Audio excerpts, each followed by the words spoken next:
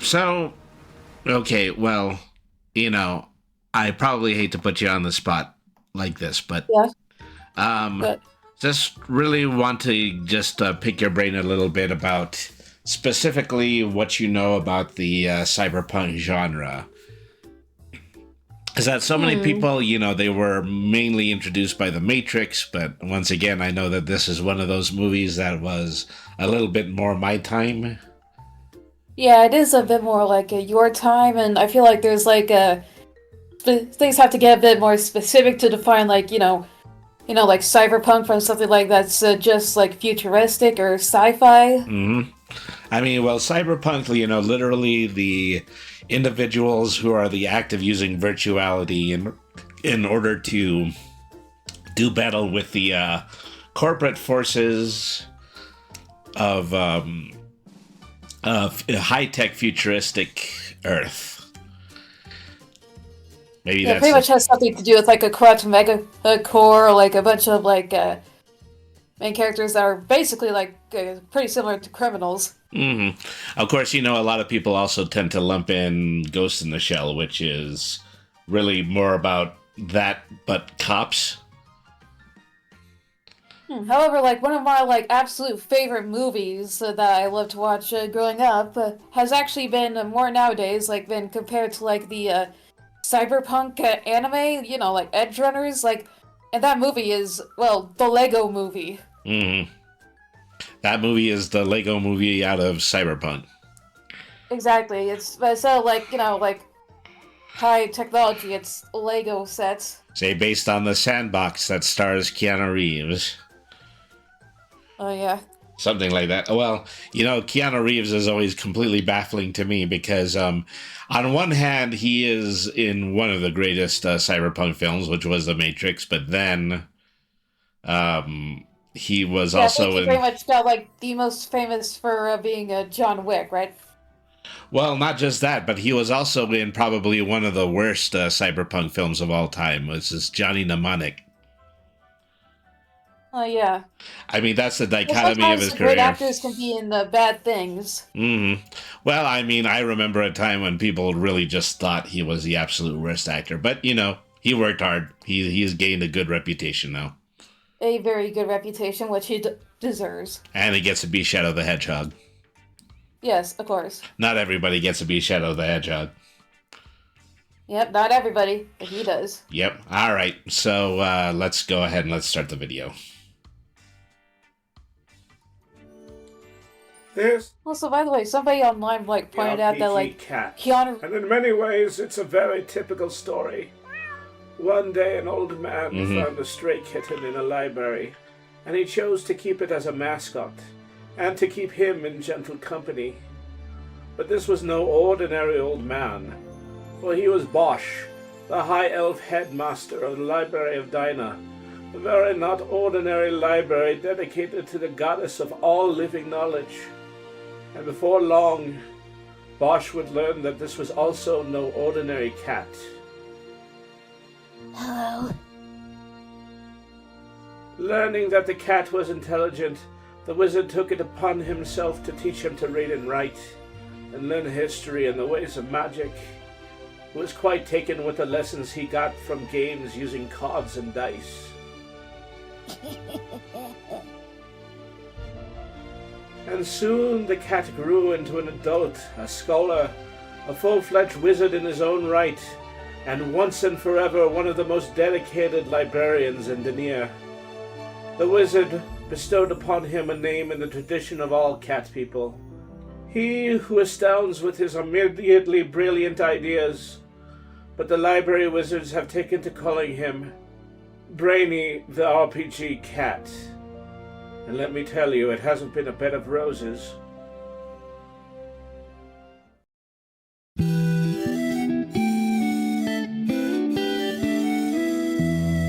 Meow.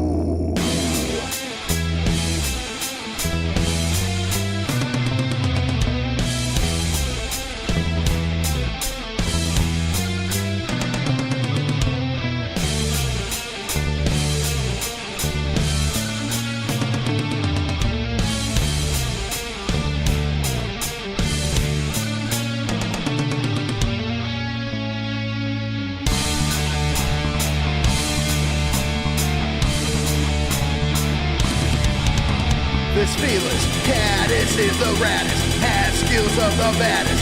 Magic, slinging busting full status, practically unmatched. Runs all of the gamut, in fact, he's a reference guy. Games and chatting, bent wizardly hatting, questing, stacking, napping. This cat diversified. Witty banter, seeking kitty answers, roll 20 to scamper. Tune in and enjoy the ride. Brady, the RPG cat. Brady, the RPG cat.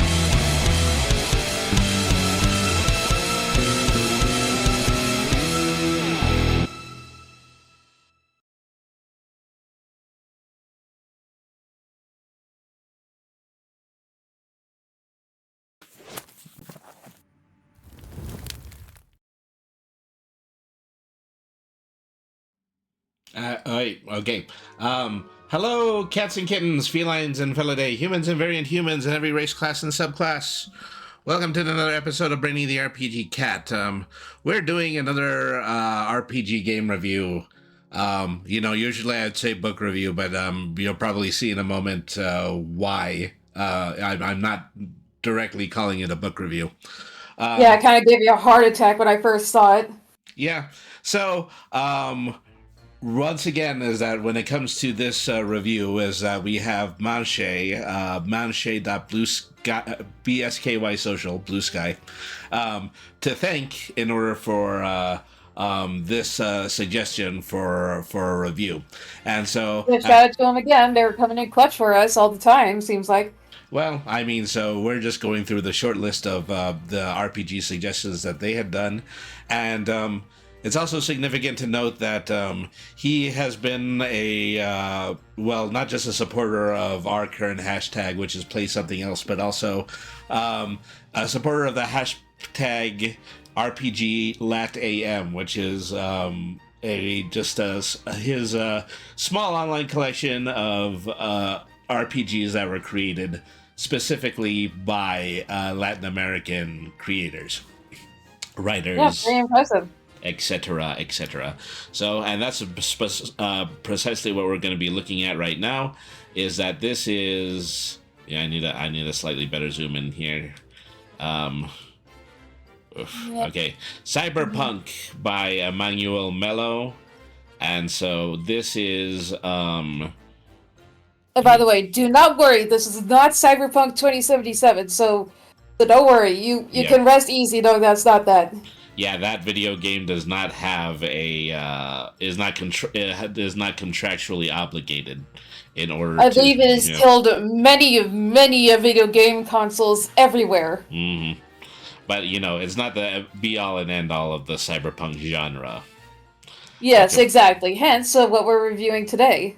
So, anyways, in addition to Emmanuel Mello, this game is published by the Cabinet of Curiosities, Mythopedia. And so the Forged, this is part of an engine that is known across the web as the Forged in the Dark engine. And, so previously when we were working on the game that we had were reviewing yesterday, last time. Name on the tip of my tongue. I believe it was the Forgotten Ballad. Yeah, Forgotten Ballad, that's what it was. So Forgotten Ballad is significant because it is the first time that, we've reviewed something that comes from a slightly more minimalist viewpoint when it comes to RPG premise creation engine. Yes, however, when it comes to this cyberpunk, overall the vibes of it is essentially the stark opposite. Well, I mean, as far as gameplay goes, it's actually even tinier. You don't get a full book; you actually just get a one pamphlet, and we're more than likely going to look through the pamphlet, the character sheets, the dice, and just go through everything that is actually already in the main package. And we also have videos of the physical edition of the game, just so that you can basically see how minuscule this is. And can you imagine being some kind of main character in a cyberpunk kind of media, and you're just given a pamphlet? And it's this. Yes, so you have decided to be a runner, which is the kind of the lone class in this game. Is that runners are individually people who have that particular balance between human and cybernetics, then they utilize that in order to put themselves in situations where they are fighting against the corporate monolith through the use of online technology. Online technology, future technology, whichever way you want to All put sorts it. of different kinds of technology. Stuff Some that, which can be made up on the fly, depends yeah. on what you're playing with. Stuff that potentially you would not be able to imagine. Essentially, like, do you know, like, when back in the day where you would see, like, the weirdest products on TV? Yeah, and would thought, like, who would even think up of this? Well, it's essentially that, but those products would actually be useful. Well, I mean, in a large part, a lot of those things that you see in like daily infomercials and things like that, they're actually invented in order to help out disabled people.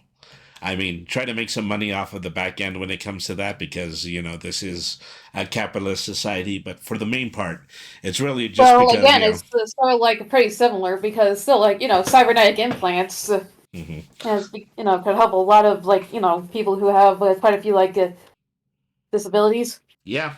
So yeah, this is the first takeaway from tonight's show is that what's really super cyberpunk? Your slap chop.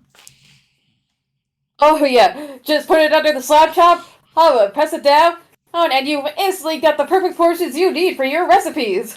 As is, and don't even get me started about that Billy Hayes. That dude is a cyberpunk all over. Oh god, and must we remember, like, the moon shoes? The moon shoes. Moon shoes, now without breaking ankles. Yep. I mean, well, other than all of the broken ankles. Okay, gonna pause here for a second, so because I need to give my associate a screen share, so Right, that that they, is me. yep, so that they can look at the next 2 or 3 videos that we are going to be going over. So the fact is that this book is relatively minuscule, and it does provide just a very basic and bare bones explanation about how you're supposed to go about performing the role play. But as we know in the role play business, is that there is a set of instructions, and then there is just the enormous amount of really vast ether of fiction and lore, and just anything that is individually customized and put into the game. Essentially, as I always say with these sorts of things, is that every single rule of book, whatever that may be, is essentially you follow these rules or don't. I'm a book, not a cop. Yeah, in those situations, as we have a tendency on this channel to look at some 2 or 3 takeaways from YouTube from people who have played the game, see how they added their own variations to it, and in addition to us, just give us a more general overview about how you're supposed to play a game from start to finish. That's correct. But before that, we're going to watch a trailer. This is the Cyberpunk augmented trailer from the Cabinet of Curiosities website.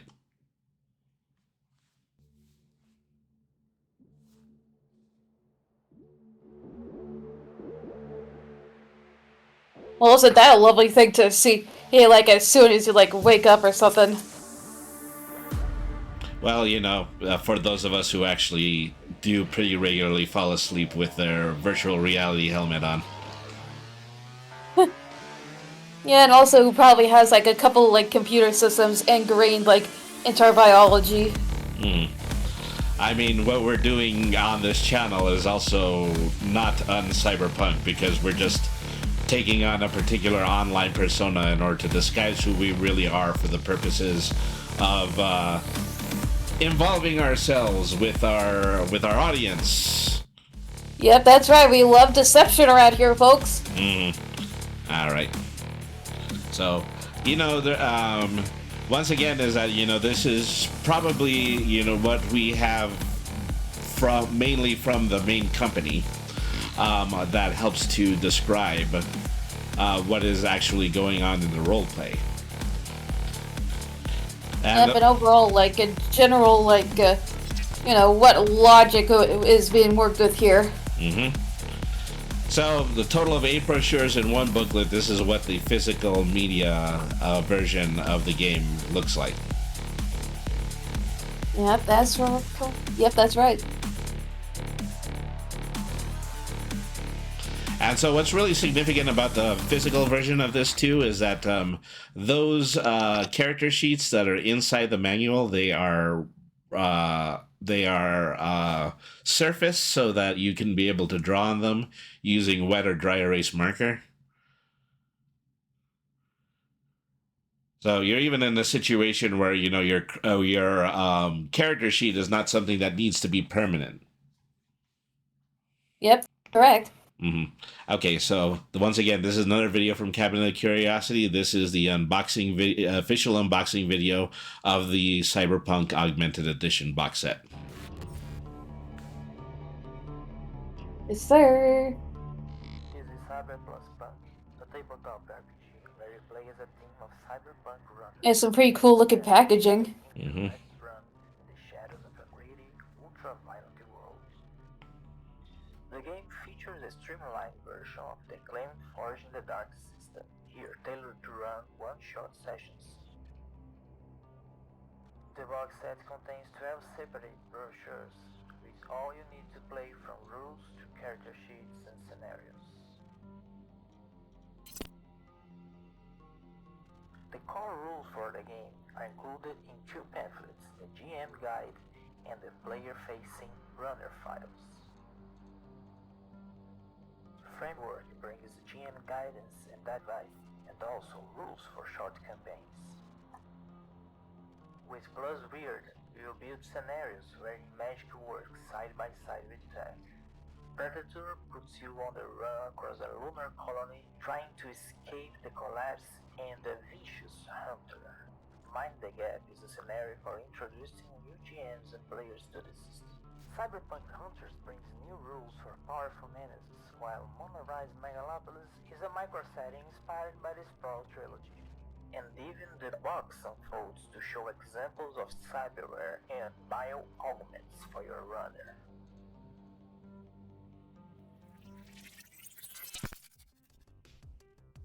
Let's take a look at how the rules are split among the 3 core brochures.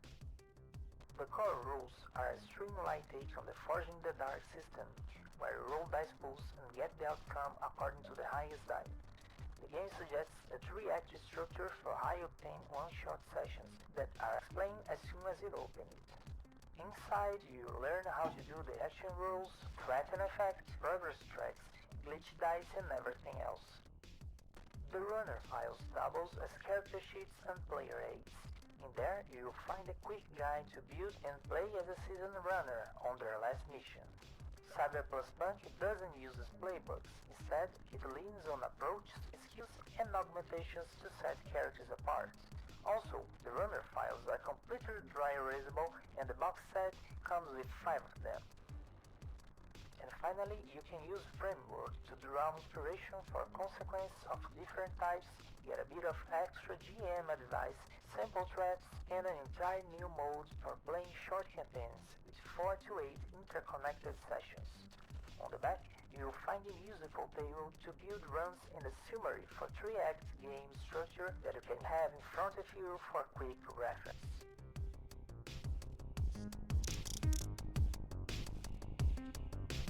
And so, just by going off of that video, what do you think your takeaways are when it comes to the gameplay of this particular tabletop RPG?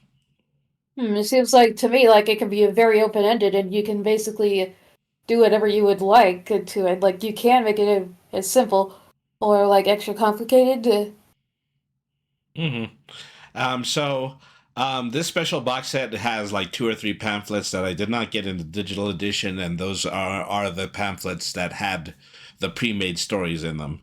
So we don't have much of a preview for that, I'm afraid.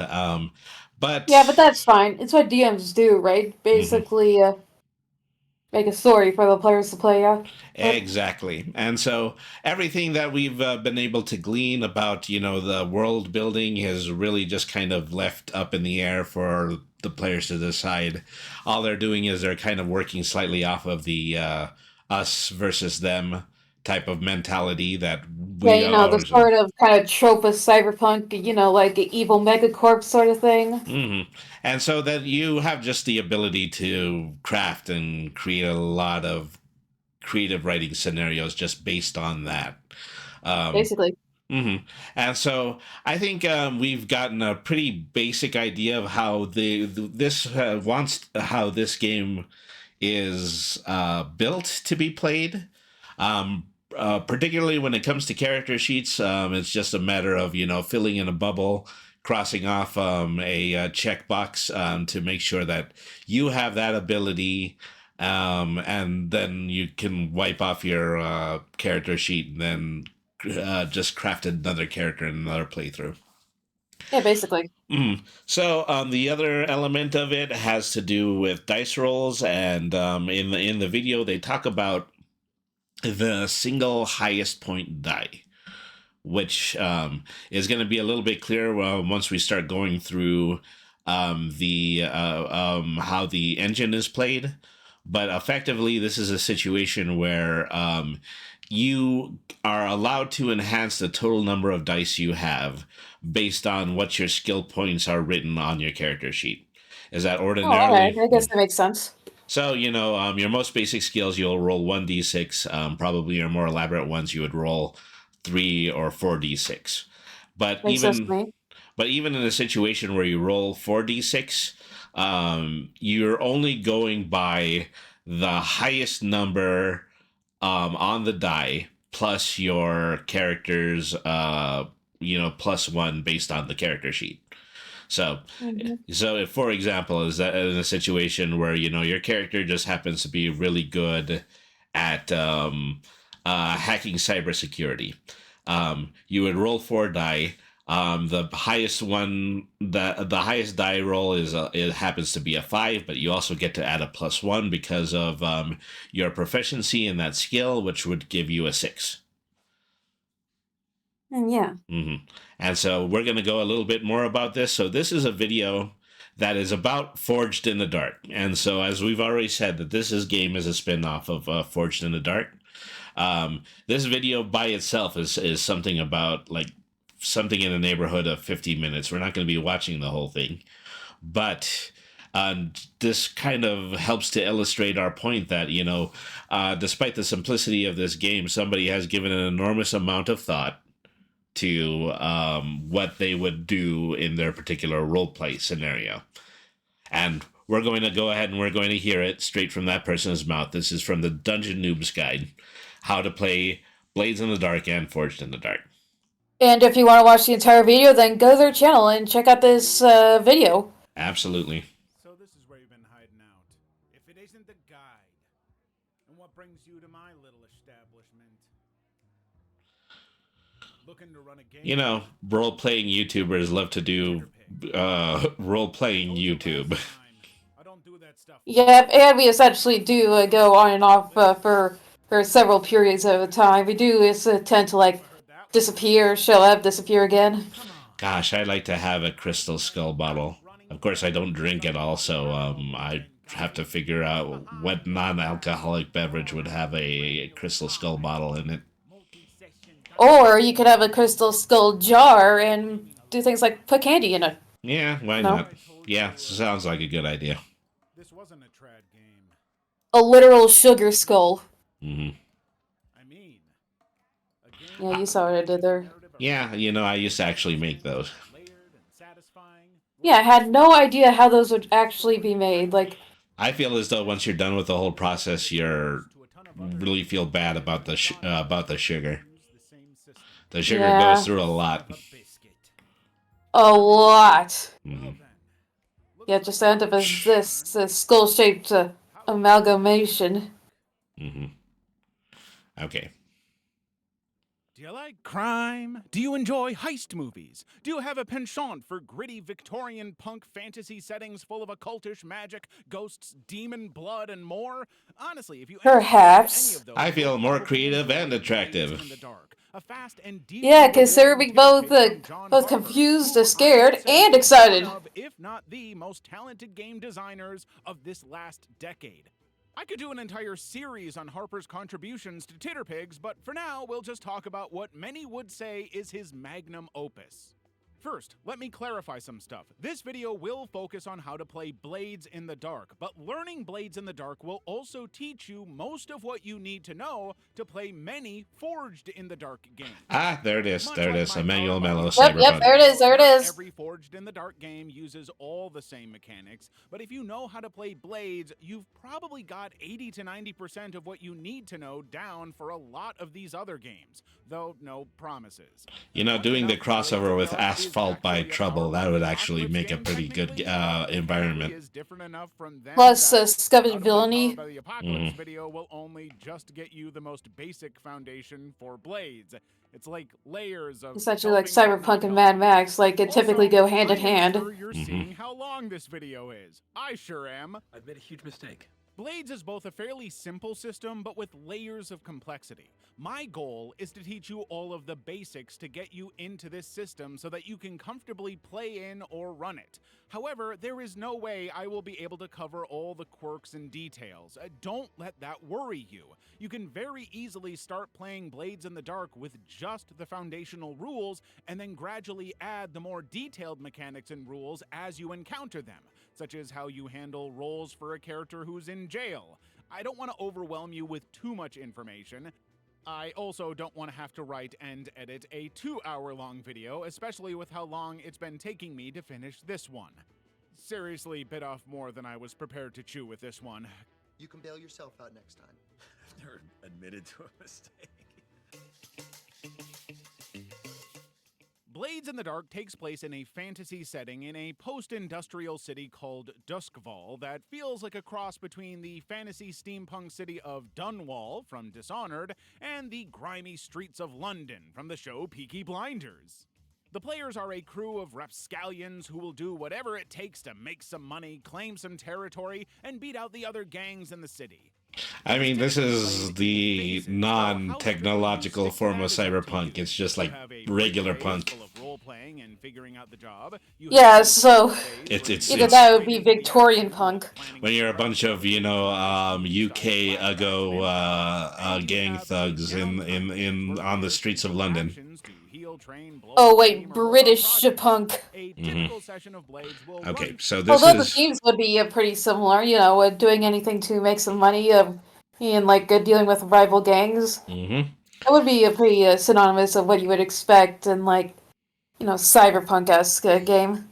Okay, so this is our very first important chart right here. This is basically the sequence of actions as it plays out in Blaze of the Dark. Okay, any kind of role-playing free play is out the top, obviously. Then you have an opportunity in order to choose a target for a heist, create a plan, start with creating an engagement role, walking away with a combined score of what your actions would be versus your consequences. And then there's also the possibility, in order to have things happen pre-narrative, and that takes the form of flashbacks. And then afterwards, yes, indeed. So if you've ever watched any heist movie worth its salt, you know that one or two things are just kind of tend to happen in the background without individuals knowing about it. And that is something that is definitely still part of this type of games mechanic. Then we follow that up. Finally, we wrap all of that up with downtime, payoffs, abilities to heal, entanglements, downtime activities, and then a return to free play. Yes, essentially, like overall, if you want to really simplify it, it'd be considered like a cutaway. Just framing that whole situation where, you're at the heist from the beginning to end, but with some kind of interval information that is kind of built up through an individual's dice rolls, which is a really exciting way in order to tell a story, because things could actually go really well for you or things could go really badly depending on how well you rolled in the moment, but that moment can actually end up revealing something within the situation that the player characters were unaware of just as a result of the dice roll. Through all Yeah, of that's these, right. making the game feel fairly episodic. Of course, there are always exceptions to the rules like this. Speaking of rules, let's cover the main ones. Core mechanics. Dice. In Blades, when you're taking an action, you'll be rolling nothing but good old D6s, the dice almost everyone has. You've got a list of skills, and your rank in a skill will determine how many dice you get to roll. And all that matters is the highest individual result. A 6 is a full success, where you get what you were after. A 4 or 5 is a partial success, where you get what you want but will come at a cost. And anything below that is a bad outcome, which doesn't necessarily mean failure. Other special results would be if you rolled more than 1 6, giving you a critical success, which is a success with additional benefits. And also, if your dice pool would ever equal 0 or less, you instead roll 2 dice and take the worst result. And no, if both are a 6, that isn't a critical success. Sorry, not sorry. Clocks. The second core mechanic of the game would be clocks. Progress clocks, danger clocks, competing clocks, everything is clocks! Trying to break into a bank vault, the GM will make a clock, and once it is filled, you're in. Trying to defeat a particularly tough enemy, they don't have HP, they have a clock! And once it's filled, Oh, geez, either through Grandma. fighting or clever shenanigans, you've bested them. Sorry, punk, come on, have mercy. Well, if their clock fills up, they found you. Stop! You violated the law. Successes can fill up good clocks, and consequences can fill up the bad ones. Clocks can be filled over the course of a few minutes or over the course of a bunch of sessions. They are an incredibly versatile tool, and frankly, if you take anything away from this video, is that you can and should use clocks in more games. Position and effect. Finally, we have the concept of position and effect, and this is where I've seen some folks get a little lost, so we'll spend a little more time on it. When you're going to take an action in Blades, describe what you want to accomplish, and the GM will tell you your position and effect before you roll. Position refers to the challenge of the action you're taking, which will either be controlled, risky, or desperate. And effect refers to, well, how much of an effect your action will have if you succeed. Let's actually start with effects first, as it's a much easier concept. Your effect is just how successful you can be in this action, which often refers to how many ticks of a clock a success will yield. Effects are typically either limited for 1 tick on a clock, standard for 2 ticks, and great for 3 ticks. There is also sometimes the potential for extreme effect or 0 effect. Typically, you will have standard effect. Shocking, I know. This will be adjusted by 3 factors: potency, quality/tier, and scale. Potency asks how weak whatever you're up against is to what you're doing, like using silver on a werewolf or using a vehicle to catch someone who's running on foot. Quality and tier refers to the rank of your team, your items, and your opponents. If your gang is tier 1 and your opponent is tier 3, it will affect how much effect you can have on them. Finally, scale is size or scope. If there's 1 of you and 10 of them, they have a scale advantage. Now, if all of these things are starting to worry you, stop, breathe. These are guidelines to help the GM decide if they're having trouble. For the most part, you can just trust your gut. I mean, there are 3 main effects: easy, medium, and hard. Typically, just pick the one that sounds right. And if you are struggling to determine which it should be, then consider the 3 factors. Where things actually get a little more confusing, seriously, just a little, are the positions. I've seen some folks interpret position as just flavor text for how hard what you're doing is, and as a guideline for how severe the consequences of a failure are, which is a big part of it, but it's a little more interesting than that. Positions are controlled when the player is in control of the situation, risky when things are more even and head-to-head, and desperate when the odds are against them. No matter the position, if the player rolls a 6, they do the thing and achieve their effect. However, if you are in a controlled position and roll a partial success, you can either succeed with a minor consequence, or you can decide not to go forward with it and try something else. Those consequences can be narrative or mechanical complications, suffering a lesser harm, ending up in a risky position, or having your effect reduced. With a bad outcome, again, you can decide not to proceed with the action or keep going, but now things are going to be risky, so to get what you want, you have to give up that controlled position. Speaking of risky, a partial success means you succeed, but with consequences such as a complication, harm, ending up in a desperate position, or having your effect reduced. A bad outcome means it could be any of those things, and often just failing that action altogether instead of just reduced effect.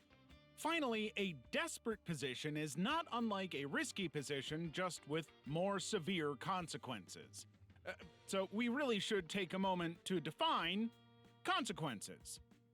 A consequence is, well, it's just a lot of things. It can be a narrative complication, like a fire starts in the room or the guards hear you. It can also be ticks being added to a bad clock, with the severity of the consequence determining how many. It could be taking heat, which means future pressure on your crew. It can mean ending up in a worse position, going from controlled to risky, or risky to desperate, or having a reduced effect. So if you attack with standard effect and get a partial success, that might get reduced to limited effect. It could also be taking harm. Now, harm is Blade's version of health, with each player having 2 level 1 harm slots, 2 level 2 harm slots, and 1 level 3 harm slot. Well, there is a level 4 harm, but that's death. A harm is a bespoke description of an injury or condition, and any time it could affect one of your actions, it will either reduce the dice you roll, reduce your effect, or even require help from an ally, depending on which level of harm it is. A question you might have is, which consequences do you choose and when?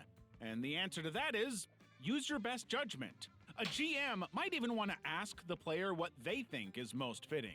That partial success attack might have reduced effect, or maybe the player says, no, I'm determined to hit them hard, even if it means putting myself at risk, so the GM says the consequence is harm instead.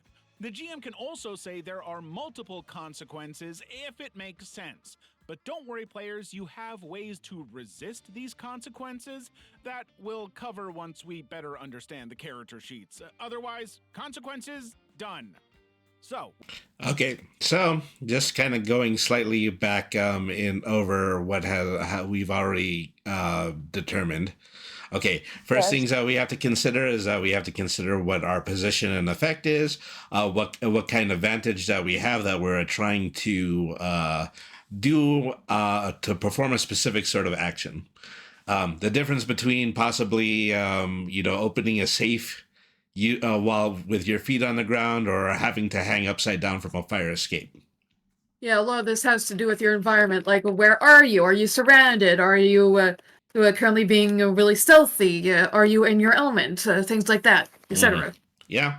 And so, in the more cyberpunk themed game, you can imagine that, there's all sorts of different types of hazards, like not just human ones, but also internet-based security, like lockout software, to use the example of the Matrix, as those little tentacle creatures that were chasing people out of specific areas. And then, what might be the most dangerous, the advancedly evolved CAPTCHA tests. Mm-hmm. And so,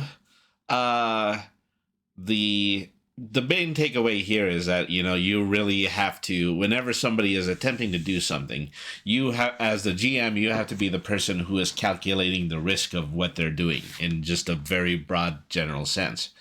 And so your game is dependent on how well you're able to assess those situations and what you're able to give the what you're able to give the player characters as far as a situation in which they have to complete their objective. Mm-hmm. And so we have 3 different ranks for positions. This was whether or not there was a controlled thing, whether or not you could do as a controlled situation, a risky situation, or a desperate situation. Risky positions. Yeah. So, in a risky position, technically your dice would probably go from a 4 to a 5, virtually a guaranteed win, to a 1 to a 3, which is probably a more partial success. Yep, essentially. Mm-hmm. And then consequences, of course, is a more desperate position is extremely likely to end in failure. Yes, exactly. So then we have narrative complications, is that they tend to be using clocks, which from what I can tell is that basically this is a on-the-spot determined number between 1 and 6 that helps you to measure specifically what you are attempting to accomplish. And so, And it makes sense to me, like, in those heist movies, like, they'll have, like, a bomb that'll go off in, like, 1 minute, and it will go off, like, 12 minutes later. It's sort of like that. Yeah. And so, you in a cyberpunk situation, okay, you have X amount of time before you're locked out of the system, before the alarms go off and the authorities start to show up. And then when the authorities get there, then things turn to risky and, just following. And things will get to desperate if they actually manage to corner you and your friends. Mm-hmm. So, in these situations, basically what the GM is doing is they're making the pie chart, they're dividing it into 4, or they're dividing it into 6. Complete successes usually take like 2 off of a clock, which would be like 1/4 of the entire task, Mm-hmm. I mean, and also there are just really smaller pie charts that are only have like four ticks on them, and so it would be something as simple as driving the getaway vehicle, which it's like a reference to like my little analogy with like heist movie clock. Mm-hmm. It's like if you take like your turn to do something and the clock will tick, like even though you spend like a good while like explaining like what you're gonna do and while doing it, the clock will only move like a certain amount. Mm-hmm. All right, so on to position and effect, I believe. No, well, Yes, indeed. kind of. Yeah, so this is gonna broaden our understanding of specifically how the dice will affect the outcome of a situation. So, with all Precisely. that in mind, your typical action in Blades is going to be a risky position with standard effect, often just said as risky standard. What the position and effect are is typically the GM's judgment call, though players can certainly call it into question if they feel it is unfair, or they could take a different approach to change their position or effect, which we'll touch on later. Fortune rolls. One last thing, there are also rolls without position or effect, which are most often rolls by the GM. They're called fortune rolls. A fortune roll is a way for the GM to determine the outcome of something, or how well it goes when there isn't a clear answer. Oftentimes it can be a single d6, but the GM might roll dice equal to the tier of the rival crew to see how they react to something your crew did, or use the magnitude of a supernatural power with uncertain results. The GM will also roll a fortune roll when the players gather information when planning their score. The GM will use a player's action rating based on how they gather information. Are they sneaking around a rival's shipping yard? The GM will make a fortune roll using the player's prowl for sneaking around. Or maybe survey, as they just casually scope out the area while passing by. Using the same 1 to 3, 4 to 5, or 6 scale, the higher the fortune roll, the better the results. There is no position and effect, and thus consequences aren't typically taking harm or stress, but rather just bad, decent, or good results. Okay, so Once again, in the GM seat for this is in a situation where they are, to use their example, when people are sneaking through a yard where enemy gang members are at. Um, I would ask that player basically what is their sneaking roll, and then they would tell me what the roll is. If they have any modifiers based on that, then I would roll a d6, and then that would just kind of determine how they're handling the situation just based on crude luck of the rudimentary circumstances. That's basically Yeah, what makes that sense to means. me. Hmm. Okay, we know the base mechanics, so how about we familiarize ourselves with the character sheets?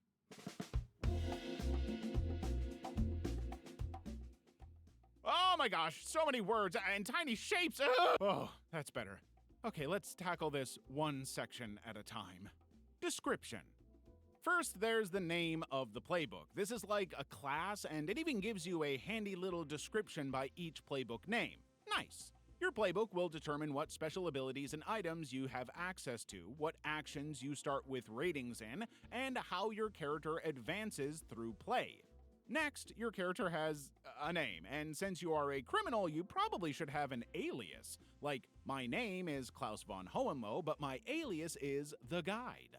My look is friggin' fabulous, thank you very much, but you should write what your character looks like here. Your heritage and background are mostly for flavor, but frankly could affect your position and effect in certain actions, so don't ignore them.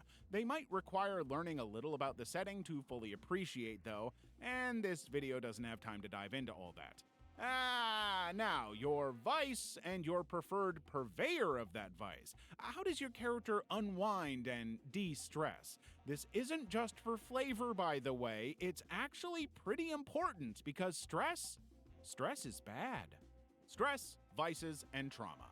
Stress is a resource in Blades in the Dark. Are you in the middle of a job and you want to have a flashback where you prepped something that will give you an advantage? Sure, so long as you have 1 or 2 stress to pay for it. Want to push yourself to add extra dice to a roll you're about to make? 2 stress and it's all yours. Or maybe you can help an ally with their roll, which will only cost you 1 stress because they're the ones risking consequences. Want to roll a resistance to avoid a consequence of a less than perfect roll? Sure, but it's gonna cost you stress. We'll discuss how later. Now, if you ignore indulging your vice in order to reduce your stress, and you end up filling up that stress track, well, baby, now you've got trauma. Plus, your character is taken out of the action for the rest of that score. Pick one of the 8 traumas, ideally something befitting the situation and your character, and that's that. There is typically no getting rid of it, and if you get 4 traumas, the pressure is too much and your character is retired. Okay, so I don't want to get too much into this section simply because the Cyberpunk character sheet does not have everything that is in Blades in the Dark. Blades in the Dark is obviously you have a character whose class is based on what type of character sheet you're using. So they do have individualized character sheets for these types of classes. Cyberpunk is a little bit different, and we're going to get into that right now, simply just out of the fact that everybody is basically using the same type of character sheet, and they're simply crossing off what is very specific about what that character is capable of doing. That's right. So now we're going to start to open up. Well, this is, we've already seen what the physical version of this looks like. This is what the digital version looks like. So this is the Cyberpunk GM's guide. It is still a pamphlet, and you have the ability to print this out double-sided and then just fold it together. So you can have it in a nice little compact place where you keep all of your other tabletop goods. That is right. So Very compact. So I'll move over here to where it's a little bit more readable. So back of the book. Cyberpunk is a Forged in the Dark game for one-shot sessions of cinematic cyberpunk action. Player characters are runners or mercs, criminals, rebels, living on the edge, and running on the shadows of a gritty, ultra-violent world. Once again, we're not being too specific about who the enemy is. Just only that there is an enemy, and then you're against them. Most likely the Megacorp. Mm. So, in each game, they're brought to life as a team, ready to make huge compromises to score their angle by going on one last run. Their fixer is known simply as the Operator, an anonymous flat voice over the comlink who sees them as nothing more than disposable assets. This is when it's great, when you are autistic and therefore monotone. The sprawl can be... Yes, perfect. Yeah. The sprawl can be over any overcrowded megacity consumed by high-tech, class struggle, intrusive advertising, corporatocracy, automated services, or poor quality, or climate crash, the futile search for humanity amongst all of this, and so on. The grid is made up of servers across the globe through which data flows frantically. On the surface level, there are public records, media streams, everyday apps. Sensitive information is protected by intrusion countermeasure protocols. This is, once again, is the more abstract concept of guarding in a virtual environment. Megacorps, obscenely wealthy individuals who run their own private servers, accessed only from terminals inside well-secured facilities. The GM refers to the game rules to establish a dynamic world around the PCs. They help organize the conversation so it's pointed towards interesting elements of play. So, recommendations, 2 to 5 players, a time span of 2 to 4 hours, and the use of 6-sided dice. Preferably 4 for each player, but probably as much as 8 in some situations. Okay, game moderator protocols. Everything is kind of here is just kind of written in the kind of the bullet point fashion in order to facilitate how the players are actually seeing the cyberpunk concept unfold before them. So, GM protocols: play to find out what happens, telegraph trouble before it hits, establish a threat, implying tone and hinting at its intent. Follow through with established threats, do not pull punches. The PCs have plenty of tools at their disposal to deal with adversity. Ask questions to set the stage to encourage players to express their characters, bolster the fictional circumstances, satisfy their curiosity, or to bring in players when you're stuck. Provide context, convey a vibrant world of high-tech and low-life around the player's characters. Oh, wow. I mean, so that little sentence right there, that's where they're telling you, okay, you better actually write a pretty darn good steampunk narrative to go along with the ultra-minimalist nature of this game. Oh boy. They present interesting situations, then build upon choices, and then cut to the actions. Okay, well, in order to play, you need a GM guide, a runner file for each player, 6-sided dice, ideally 4 per player, writing implements, and spare paper for notes and progress tracking. A game of Cyberpunk revolves around our character's last run, a high-stakes operation with a clear objective best suited for veteran runners. As a GM, you can prepare run outlines in advance or generate them on the spot using the prompts found in the framework brochure. We're going to be looking at that in a moment. Players can also come up with their own run outlines, possibly setting up their PC's angles and eventual hunted status. After selecting the run, ask the players to file their runners, build their PCs. On your end, write down a couple of locations, potential assets, and make a list with 3 to 6 obstacles that may be encountered. Do not over-prepare. This is a type of game where you play to find out what happens. Okay, so when everyone is ready, recap the objective and let the players select their engagement plan, their main course of action. Once again, going back to the, gosh, what was the name of that other game? Blades in the Dark. Blades in the Dark. You're setting everything up here as though it is a specific type of heist. And so then the initial thing you're going to do is you're going to ask your player characters to come up with a plan for engagement. Then you answer the excuse me. Their main course of action, and then ask them the follow-up questions. What is their point of attack? What is their method of deception? What is their point of infiltration? What is their connection to be leveraged? And what is their route and their means? They don't have to detail every step of the plan. The nitty-gritty of it actually happens off-screen. Ask them to select their load and cut straight to the action. So load effectively just being the same thing as an equipment check. Yeah. So, or like checking your ammunition or something. So, you just kind of have to put it in that virtual reality terminology, is that you have X amount of potential hot pokes, is that you have virtual jaws of life, cybernetic Cybernetic crowbars, multifaceted character transcribing password decoders, and all that good stuff there. Yeah, all that kind of good stuff. All right. So, describe the location and circumstances. The PCs start in based on their engagement plan. They've already successfully dealt with minor inconveniences and now engage with the first significant obstacle, a shootout, a chase, a checkpoint, etc. Go around the table asking each player to introduce their runner while dealing with the trouble in their own way, possibly targeting some action rolls on panel 4.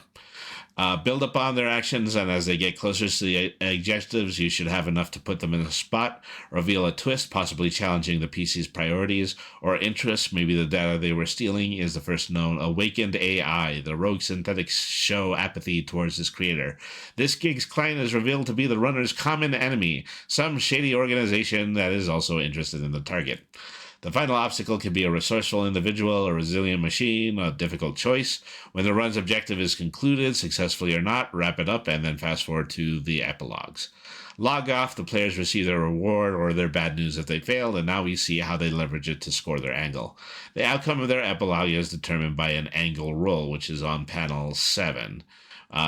Okay, when a player character faces a risky or trouble situation, the outcome is determined by action roll. Okay, I think we covered a good amount of this Yeah, when good we're amount of looking it. at the previous. So we're in a situation where, we have the player describe the position that they're in, what their approach is, what any other environmental factors that might be involved, then tell them what the possible consequences are.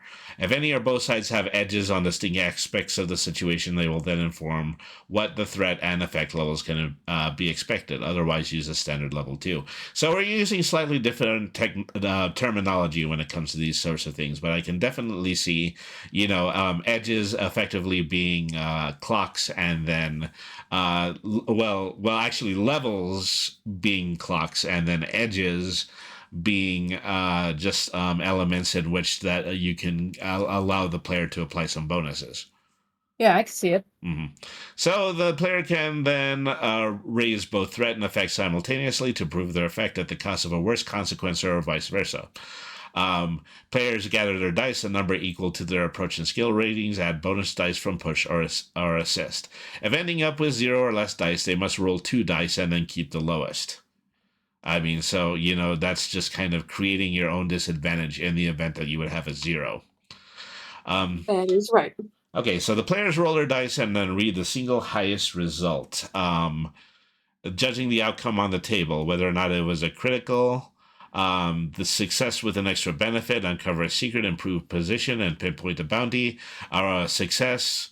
It goes as well as the intended. The partial success, they succeed, but it comes with a consequence. Or a failure. Things go as bad as they fail and also suffer a consequence. So Blades in the Dark was saying, okay, you cannot have anything larger than a 6. And 6 does not mean that it's critical. In this game, you actually do have the ability to count the additional points. You allow the additional points to, you'll reward your players who do have those additional points by telling them something about the scenario that they're in that they were not aware of before, which is, pretty significant when it comes to Cyberpunk, because you're basically... Yeah, really significant. There's secrets under every single kind of floppy disk around here. Precisely. Threat / effect / edge. Okay, so that's the same thing. Consequences are about the same thing. Progress tracks. These are actually what clocks are. Is that Oh yeah, here it is. Yeah. So then they're using sidebars that have just certain numbers of task lists on them, and once again they're using a system that is between 4, 6, and 8. So other than the 4 and the 6 that you would play in the other game, there's also 8, which would have to be pretty difficult in order to complete. They're representing that with this table right here, which is a combination of a file decryption and a full system wipe, which means that you're going in, you're attempting to decrypt the file, download it, and then afterwards you have to erase all traces of the network so they don't know that you were there. And so exactly. to simplify, it's like clearing your cookies. Mm-hmm. So, in the event, you would probably be rolling that situation in both ends. How good are you doing at file decryption?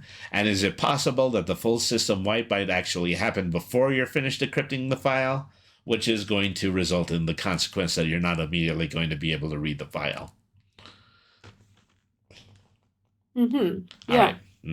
So adversary skills, progress track, severity of consequences. This is the exact same thing. Is that the GM is making their own clocks, and they are also rolling d6s for their non-player characters' advantages. Yeah. So let's see. Glitch dice. I think this is a unique mechanic. Each glitch factor can be used on an action roll. Replaces a normal die with a glitch die. Use a die that's easily discernible from the rest after judging the outcome as usual. Read the lowest glitch separately. On a 1 to 3, it triggers a further level 2 consequence that can't be resisted.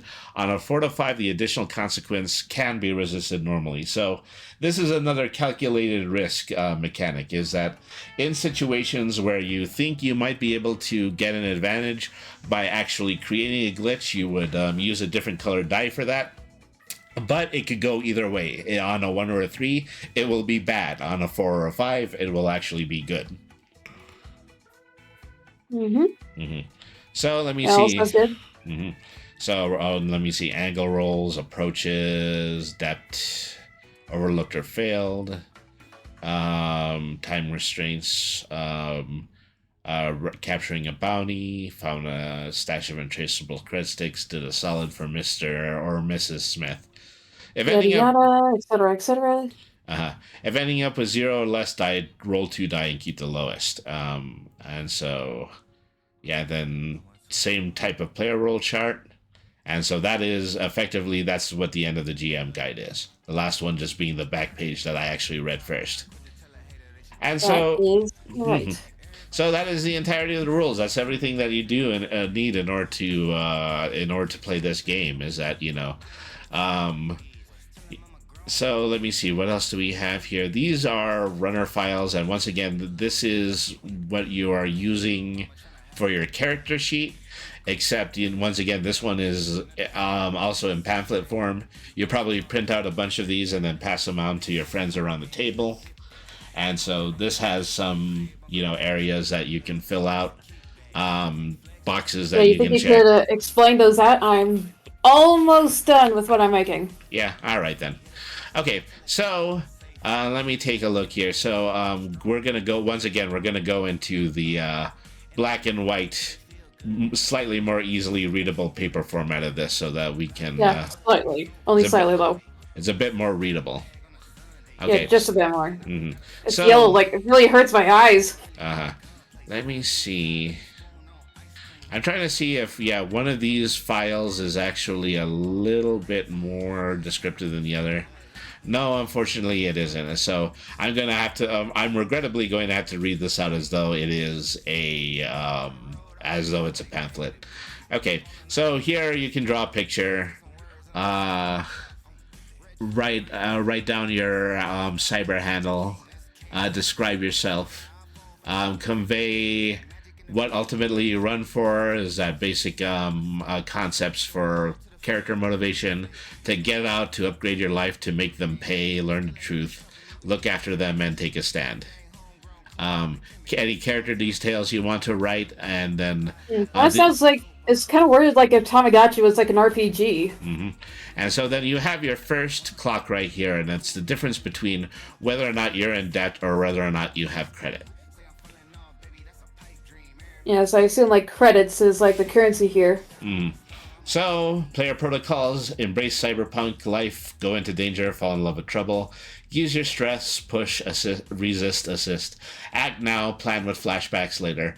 Build your character through play, ask questions when in doubt to bolster the fictional circumstances or just to satisfy your curiosity. Take responsibility as co-author of the game with the game moderator and play to find out what happens. Okay, so... 1 and 2, that just describes what was on the front of the runner file. Then number 4 says assign 4 dice in any order to 3 of your approaches. Distribute 8 dice over your skills to assign an expertise. Spend a third die with a particular skill choice, or write the expertise down aside.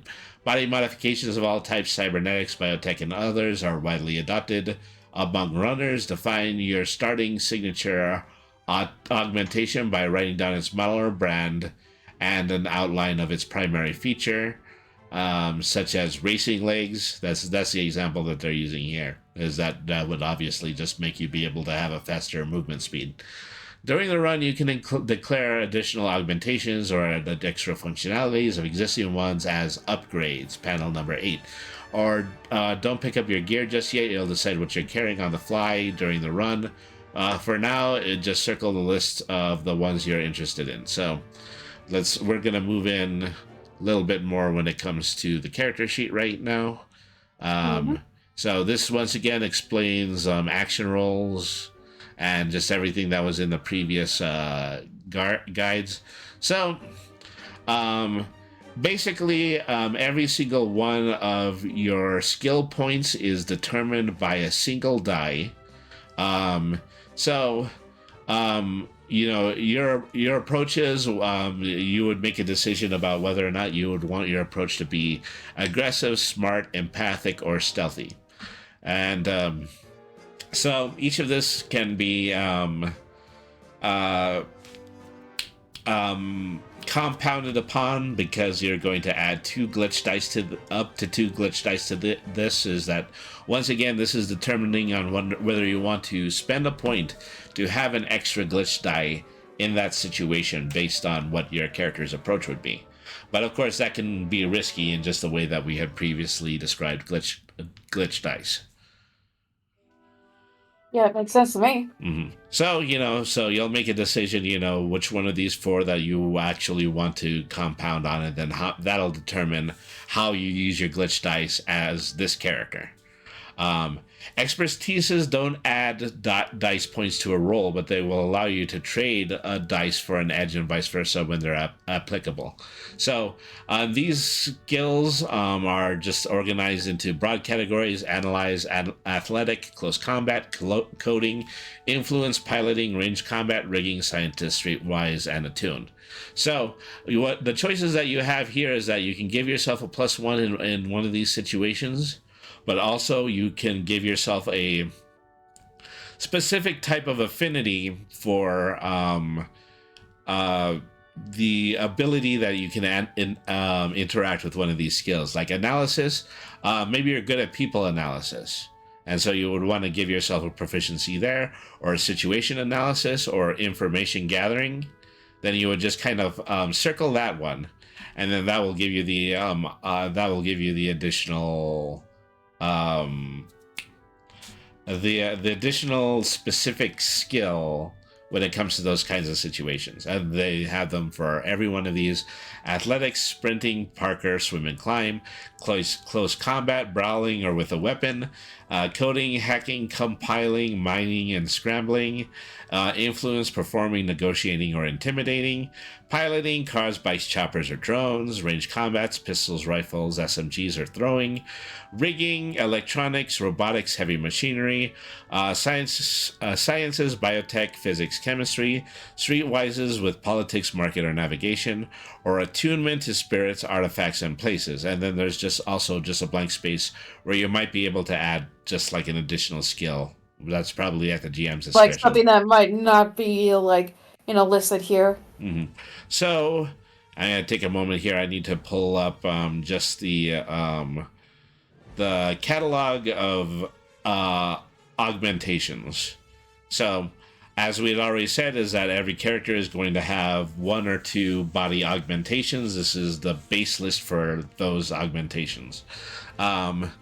So the Colossus Maketh You Cyber Arm gives you enhanced strength. The Hyperdactyl extendable multi-articulated fingers with ultra-precise motion, which is part of the tree when it comes to having a cyber arm, is that gives you an increase in your dexterity. Exogland allows you to secrete one chemical pheromone, a toxin, or drug through your skin, saliva, and then exhale it as a vapor.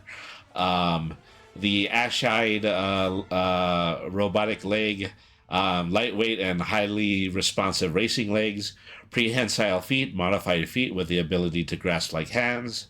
The Night Owl cybernetic eye implant for nocturnal vision. The phase wired reflexes superior reaction time.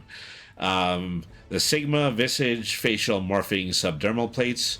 Hey, I just sent you like what I finished up. Oh yeah, okay. I'll put that up in just a moment. Okay, so visage facial morphing subdermal plates, ATLT switchblades, forearm concealed retractable blades, Neuralink brain device wired with a wired interface, Titan meshes, titanium woven bones for extra resistance.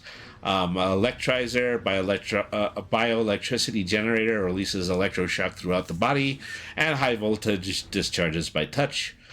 Deep breath auxiliary system for underwater breathing, or cyber hearing enhanced sensitivity, normalizing and recording. So you would pick up one of those cybernetic enhancements, and then you would add it to this section here.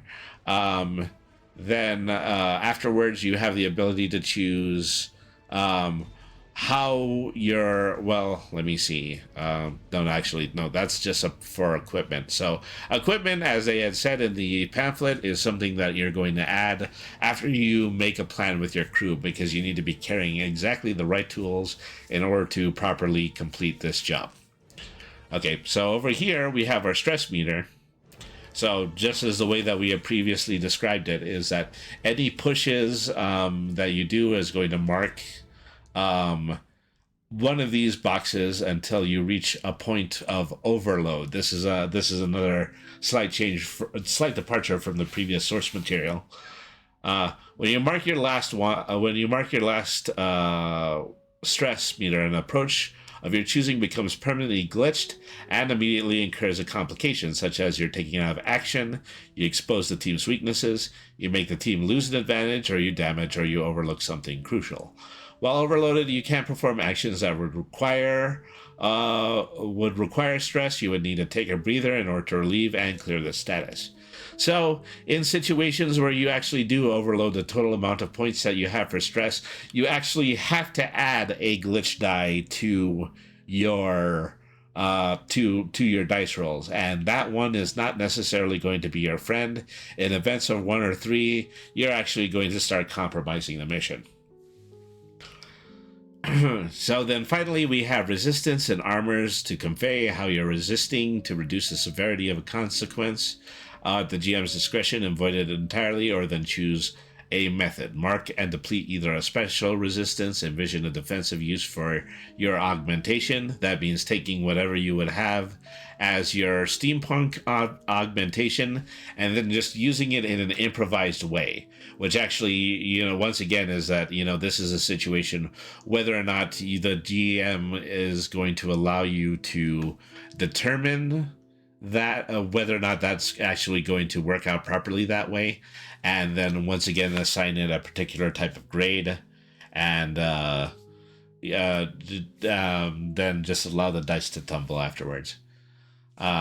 So once again is that 6 and above means that that'll work. 6 means that it's solid. A 4 and a 5 means that that's going to be an okay, and then a 1 to 3 is going to be close. And then then we have the 3 levels of harm. Those are exactly the same as they were described before. Okay, so this is the player aid. Let me take a moment to download this image that Mimi has just sent me. Yes, which I have just sent you. Yeah, okay.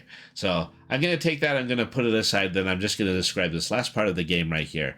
This is, that's actually just a quick sheet player aid. That's also part of the character sheet, so I don't actually need to go over that.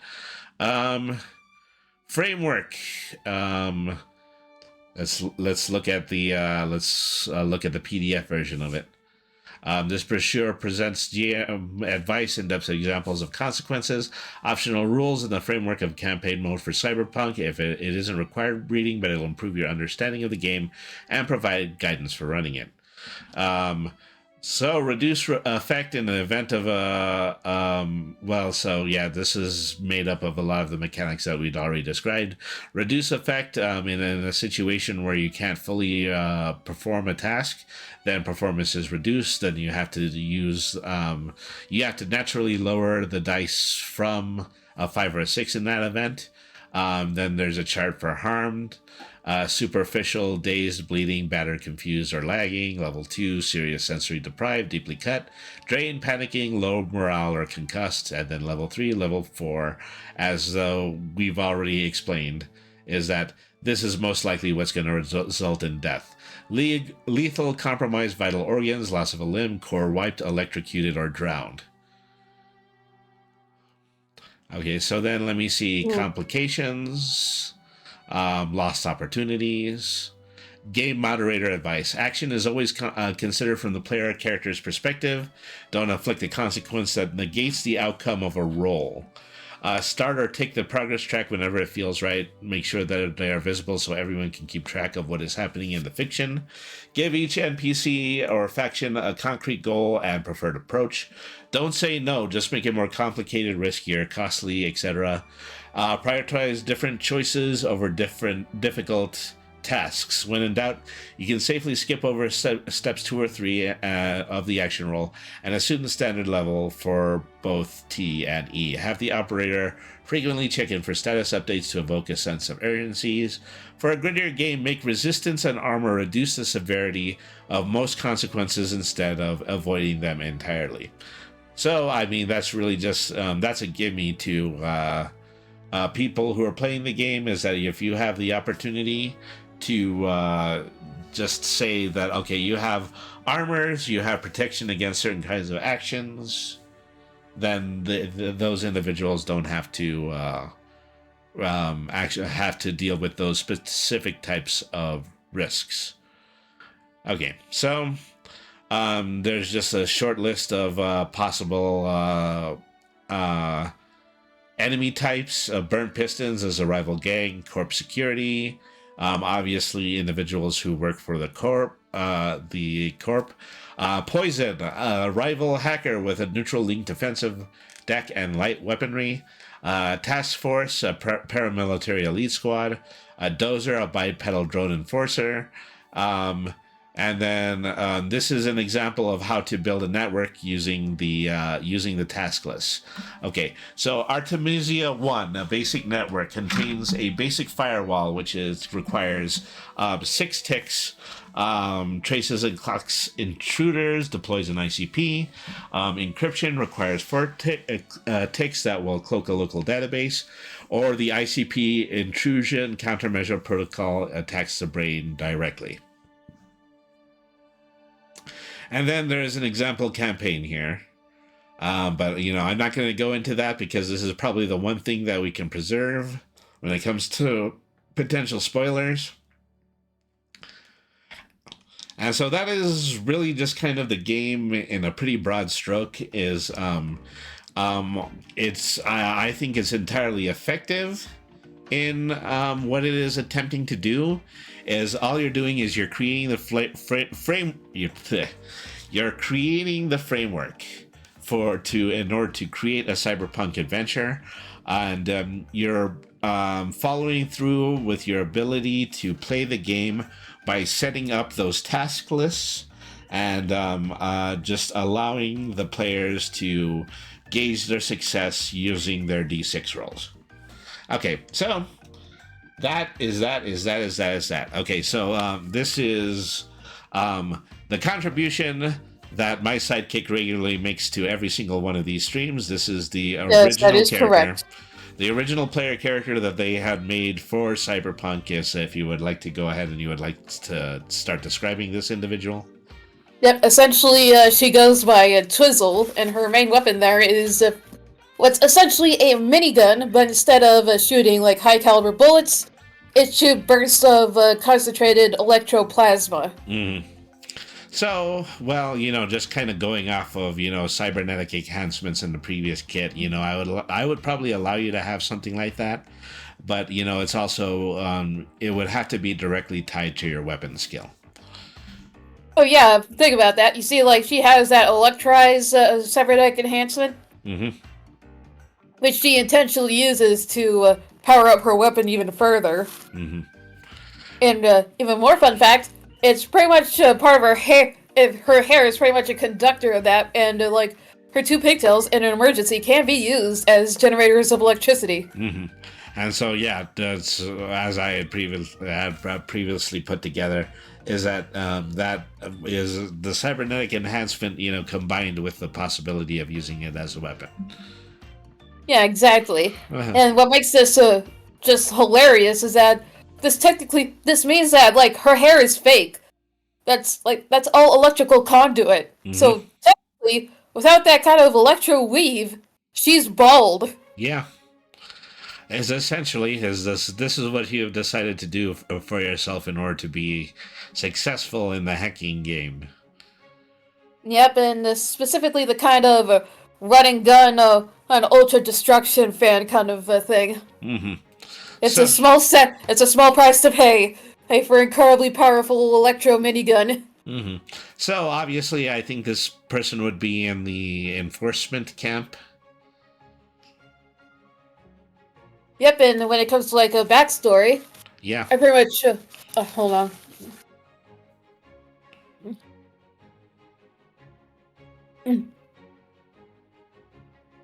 Yeah, there we go. Anyway, like she is basically, was like a part of an attempt at like insert evil megacorps attempts of commissioning some super soldiers for a military, in which she had gone rogue and escaped. So, And this pretty much means that, like, since the megacorps she escaped from is evil, and she does like the things that intentionally pisses them off, she's essentially chaotic good in that fashion.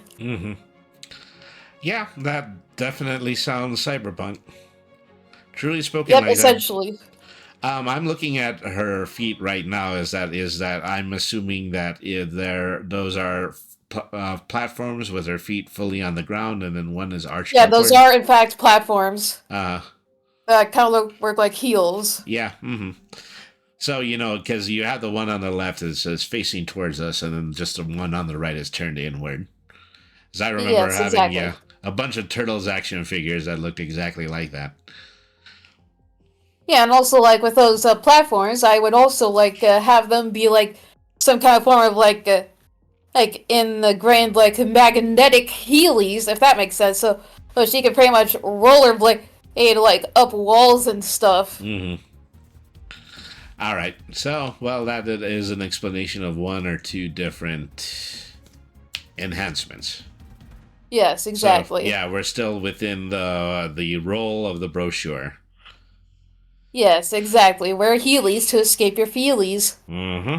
So, Cyberpunk is. Do you have any final thoughts when it comes to this game? I think it's really fun and has a lot of opportunities for plenty of really creative concepts and stories to play out.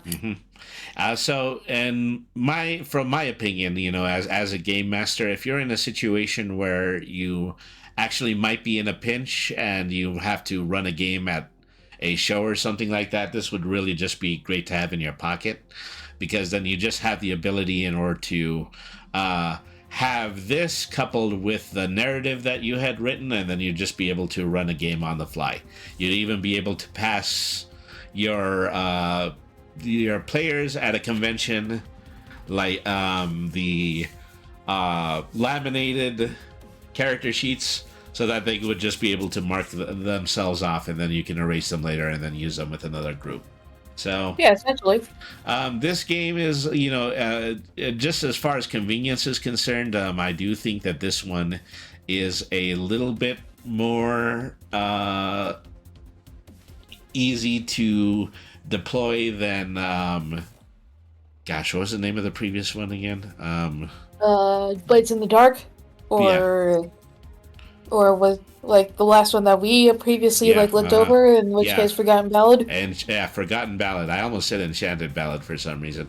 Okay, so No. yeah, so Forgotten Ballad would still require you to do like a specific amount of map making. Specifically, you would have to make, one rectangular room for every single part of your dungeon, which, despite how easy the actual game mechanics are, that means that you'd have to do just a little bit more preparation than you would for this game. Yes, but even so, it would still be simple, and even with some more larger setups, so it would still just be like several rectangles connecting each other, pretty similar in a fashion of Five Nights at Freddy's like layouts, which are shown on cameras. Yeah. That gives me a brainchild. That makes me think, if I ever wanted to try something like this, maybe I would want to put a bunch of grids together on the top of a transparency, project it against the wall, even cut out tiny little transparent miniatures to put on top of the grid, and then just kind of have that stand in for your standard Zelda dungeon. You'd even get the opportunity to move your little pieces around as well as the ones for the player characters. Oh, sounds neat. Yeah, well, I mean, maybe that would be my approach for it. Now all I need is to actually be invited to a tabletop gaming convention, then I can try some of this stuff out. Yeah, if only. All right, so well, that is our review of Cyberpunk. It's a great looking game. Is that you should absolutely look out for it. Yeah, totally check it out. You'll be able to download the entirety of what you've seen on today's show through itch.io account. Through an itch.io account, look it up. Emmanuel Mello, Cyberpunk, Forgotten Ballad. And what's likely many more to come. Yep. So next week we're going to read probably the last game that we're going to have in our Latin America tabletop RPG series. I'm not even going to tease that one. It's the last bit of material we're going to have for a while. I'm going to start hunting for more. Everything that's been going really great with this new format so far is that I've found a lot of new and interesting games, even things that have titillated me to the point that I would want to try to run some of these. Yes, and I would be very enthusiastic to play them. Yep.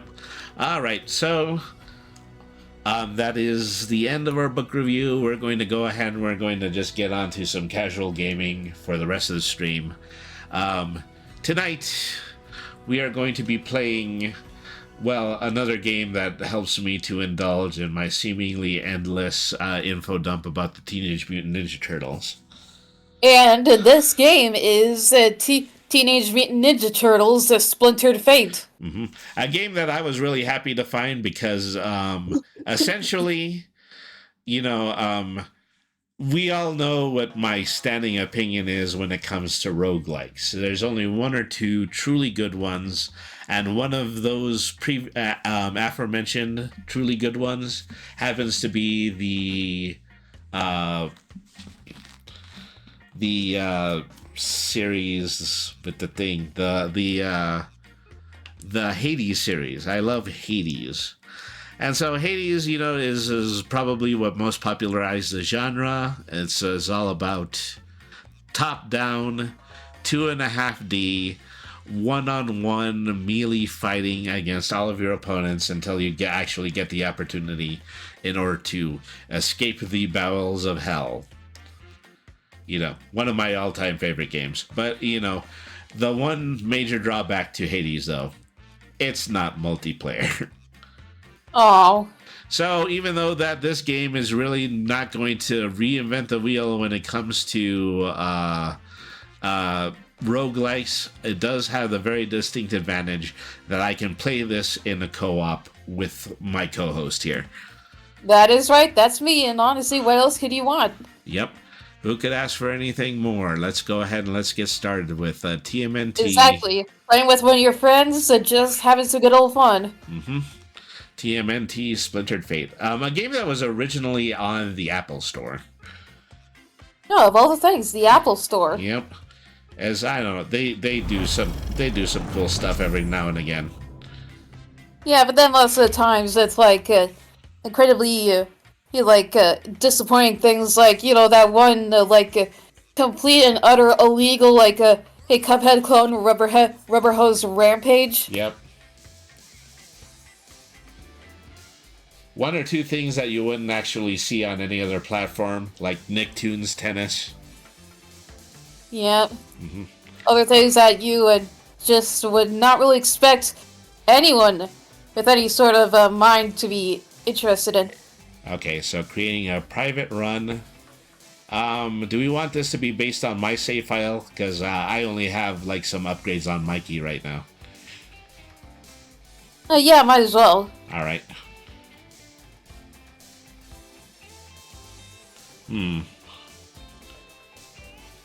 Okay, I've already started that, but then okay. So then, what you're going to need to do is that once you get into the game, you're going to have to put in the run code 343365. 34 what? 3365. Could you say it slower? 343365. Alright, let's see if this works.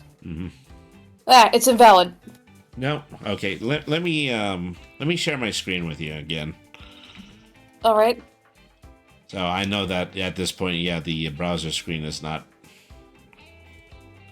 I think one of the main problems is that, like you said, really fast. Yeah. Well, it's 543365. Maybe I said 3433. Are you gonna show me what it is? Yeah, I'm going to. Let's see. Share my screen. There you go. So yeah, the way that they decided to, it's certainly an interesting way to give somebody a private room code, especially when you're actually just trying to invite a friend in.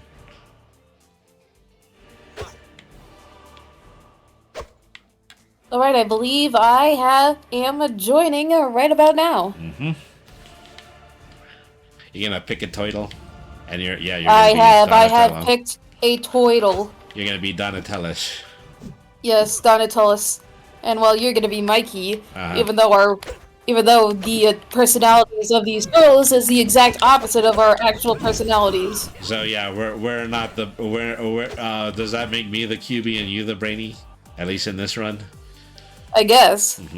Oh, so one more thing I should do. What the hell is that? That's Metalhead.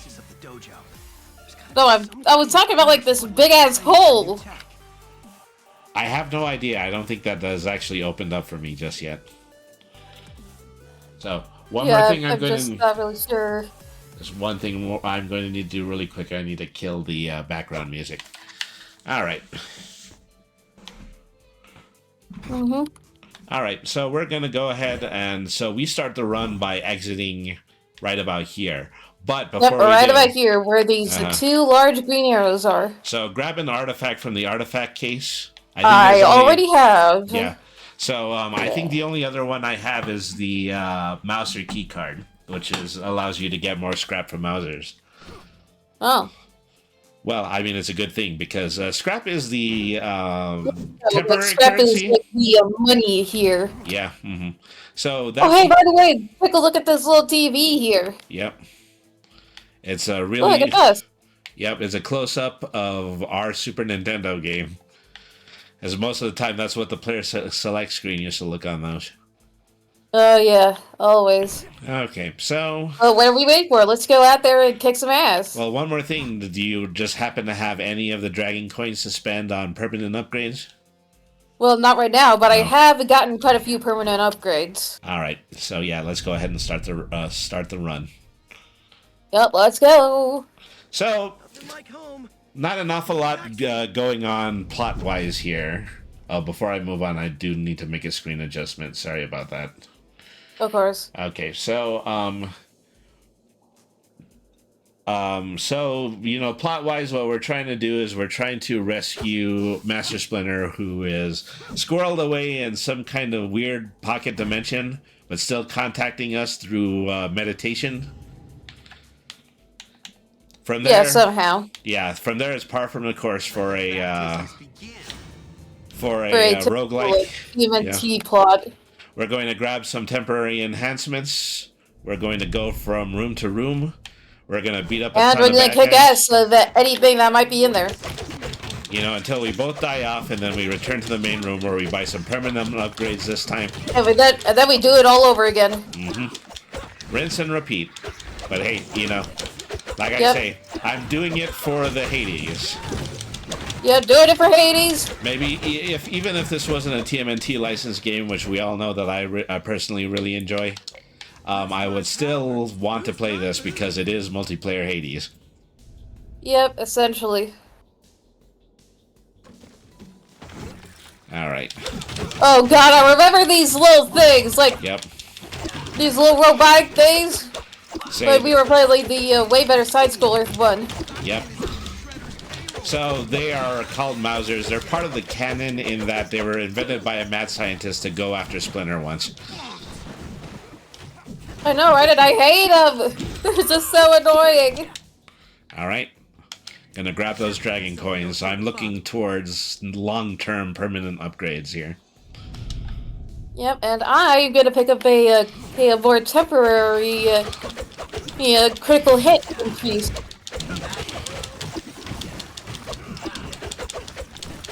All right.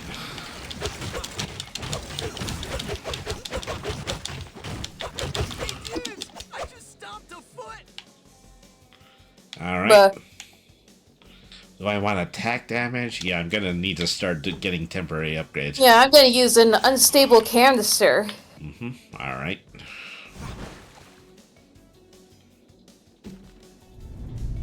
So one thing I suppose that I appreciate about this roguelike is that this roguelike is actually pretty fast moving. Oh god, looks like we have to deal with 2 rabid rats. I remember when we were playing South Park Snow Day, and yeah, we had just the longest slog through multiple enemies. Yeah, it's still really fun though. Yeah. Well, and the temporary upgrades were not room to room. They actually took maybe about 2 or 3 rooms in between.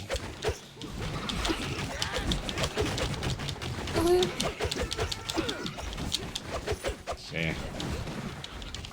Don't stand in the rat acid. Yes, I know. I don't give a rat acid. Alright. Well, I kicked their asses. Okay, double dribble, complete rabid rats as an achievement that I won. Alright, I'm gonna give myself some scrap. Okay, specific turtle powers. Turtle line tool. Alright, come on, Brady, over here, let's go. Yeah. Trying to figure out, where I get to use that grappling hook I just got.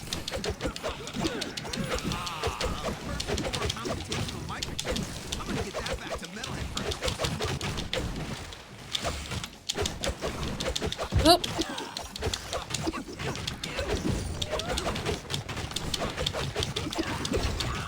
Kind of ironic that we're beating up a bunch of giant rats while looking for Master Splinter. Yeah, one of them is just gonna stand up and go, "No, my sons." My sons, wait, no, that's my Uncle Joey. Shocking development. Yeah, I can do electrical damage now.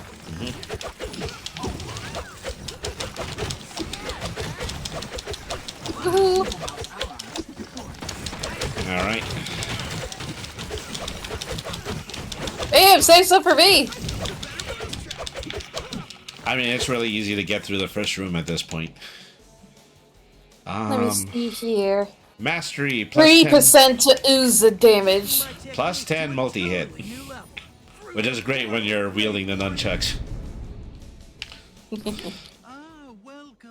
Welcome, my colonian friend. Hey, watch the chum talk, pal, and what's with the name calling? What is... Just another word for the Testadine order. Yeah, but that's my point, bro. Just cause what? He's calling us turtles. Oh. I have a fresh piping hot pie that just finished its sojourn. Guys, get what you need. We're not staying here. Oh, recent. I have Alright. heard of the trinkets you'll Why does this man got claws, though? a convenience. And lime green eyes. Because he dwells in the sewer all day long and trades scrap for upgrades. Yeah, fair. Possible because I mean, if I kind of looked like him, I'd probably wear a mask and just stay below ground all the time, too. And I'm with Leo in thinking that this guy talks way too much. Yeah, I'm also with him. Alright. Now, let me see here. I am going to take some dragon coins Yep. and some dash attack damage, along with a pizza box. Alright. perfected in my stomach. Take care, young Terrapin. Oh my god, did he just mention Terrapin? Yeah, because that's why I named him Terrapin, because that also means turtle. Oh. Oh, hey, Leatherhead. Man, it really does suck to see you here. Say, without, he is jaunty hat and animated series-centric Creole accent. Yeah. Oh, so what is this guy's deal anyway? I'm not really that well versed in TMNT lore. I mean, he really is just like an accidentally created mutant alligator. He is sometimes the turtle's ally, but, he also has a pretty bad case of reptile brain, so he'll attack them just as much as he'll help them. Huh. Weird, because his head shape would indicate that he's more closely related to crocodiles. Yeah.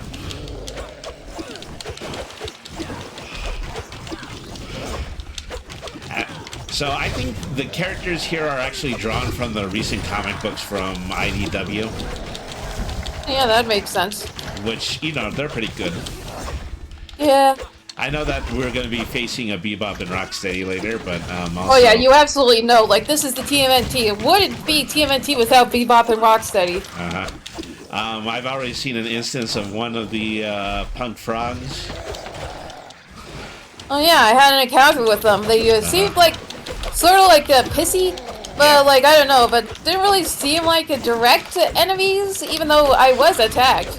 Yeah, well, they have the opportunity to be actual punk frogs, not just, frogs that are punks. Good-natured guys in the Floridian swamp who take all the credit for the turtles' heroism. Oh.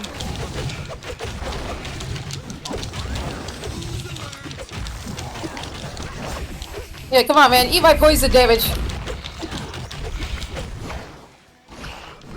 Well, it's good to know you're dodging much more of this. Yep. I kind of get some advantage with this kind of dodging, since I already do dodge like this quite a bit in other games I play. Looks over to me. I feel sorry for him. Well, it seems that way. Let's go.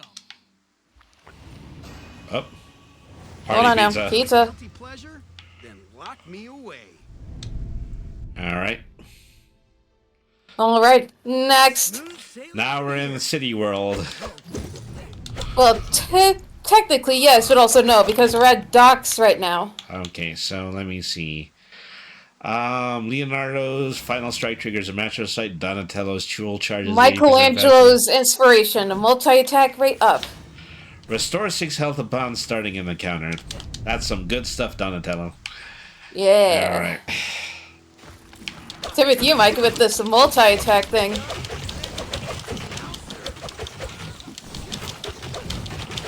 Yeah, because that's not annoying at all.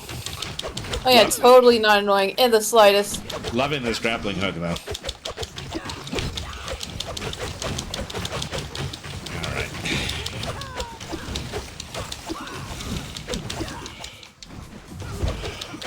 Whoa, shit! Did you see that dash attack I did? Yep.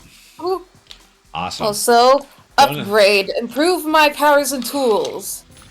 And, let me see here. Going to upgrade unstable canister. More scrap. I'm gonna eat my weight in pizza after this. Yeah, same here, man. Alright. Also, it seems like right now all my special abilities are like somewhere around liquid kind of themed. Like, whether that be like polluted liquid or clean liquid.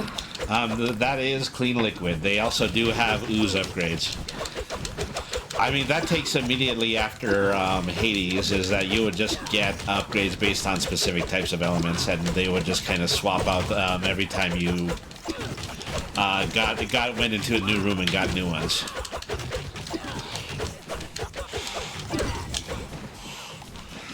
Use as like some like lasting damage, you know, like poison.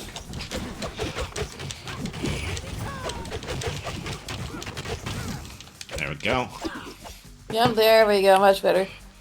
Alright. Also gonna take some scrap. 40% move speed. Alright. Well, let's get moving. I am one fast moving turtle. Lightning storm, oh god.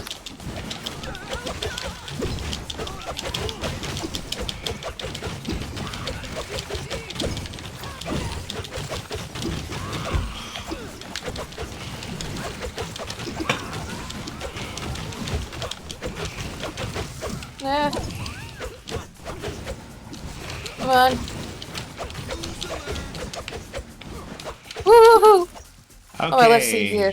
Chance for critical damage. I'm gonna go with the hardened shell. Yeah, I gotta switch out the use. Because I'm gonna need some invincibility for this.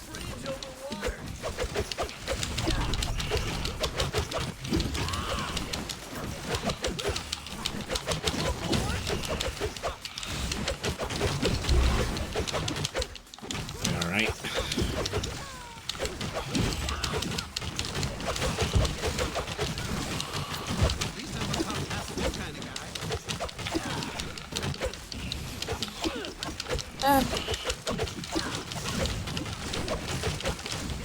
Careful now, Brady. Yep. Getting really close to that point of no return. Yeah, to the point where you're gonna have to be kicked back home.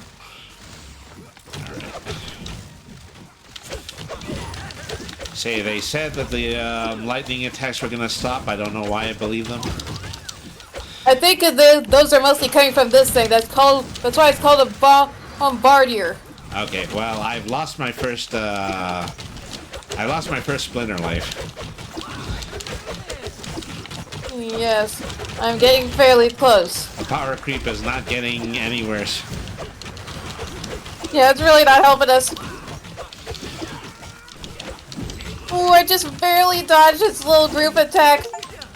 Yeah, thankfully, got that rid of. Say, always assume that you do not have a revival. Yep, alright, let me see here. Turtle powers. Alright, let me see. Ooze abilities, ooze dash. There's ooze abilities. Yes, ooze attack. Oh, I guess this game is really wanting me to stick with ooze. Yep. Okay. Squiddy, my squid. Nice to see you again. Yeah, what even is up with that, by the way? I mean, he's just trying to be edgy. I don't know. Gotta make the most of it. And, yeah, I get coins. Okay, artifacts. Yeah, still the same artifacts. Yeah, still the same artifacts. I'll say something will materialize as we go through more runs. Yes, but still wait up for me. Yep. Alright. I gotta bash the boxes. I don't think there's really any advantage to bashing the boxes. Yeah, although, except for, like, the fact that you, there is a chance for you to get extra scrap.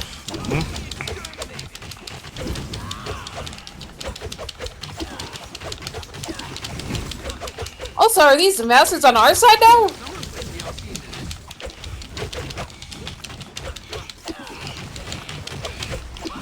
maybe you have an upgrade that temporarily confuses them or something like that.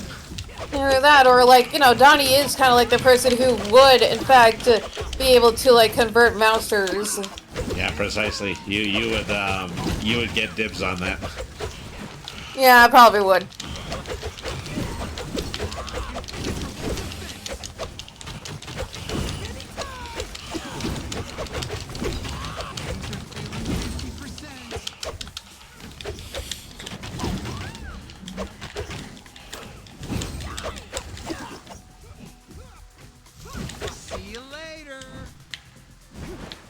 Alright. Dragon coins, going to take that. Wait, do I have pockets? We have a shell, that counts, right? You know, our shell conveniently flips over to the left for storage of all of our action figure weapons. Yeah. Always loved those particular toys. They were economical. Incredibly economic.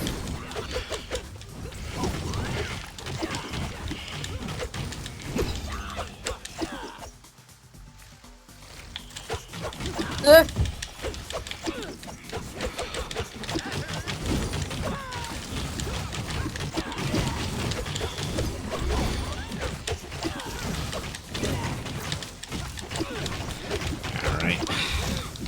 Woo. Phew. Look out!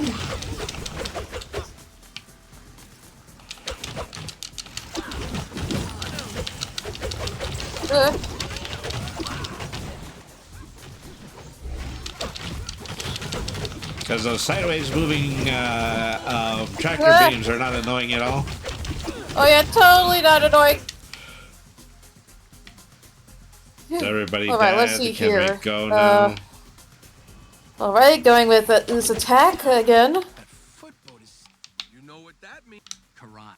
Oh, hey. Alright, well, boss battle. Yep, here we go. I mean, the last time I did this, there was a robot mid-battle, but I guess we skipped that. Yeah. Up fast, ye landlubbers! Mikey, please. Last time you failed me. You know, she's no Megara, but... Also, wait a minute, I'm confused. Isn't this like the girl who's supposed to be, you know, like against Shredder? Nope, she is Shredder's biological daughter. Oh. I mean, sometimes she does. I guess I help got the confused for turtles. the last and the better TMNT game. Well, she is... what's the best way to put this? She is a little bit more interested in running the Foot Clan than her dad is. Ugh. Not just always doling out non-specific amounts of revenge. Really not specific? Well, I mean, other than dining on turtle soup, that seems to be a big part of it. You.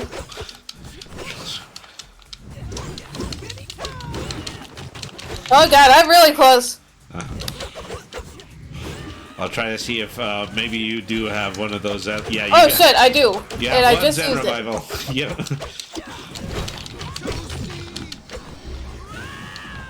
Okay, it's a long road ahead. Oh yeah, really long road. Yeah, that great big Kadai attack. Totally not annoying. Oh yeah, incredibly long range. Uh-huh. And seemingly incredibly bullshittery to dodge.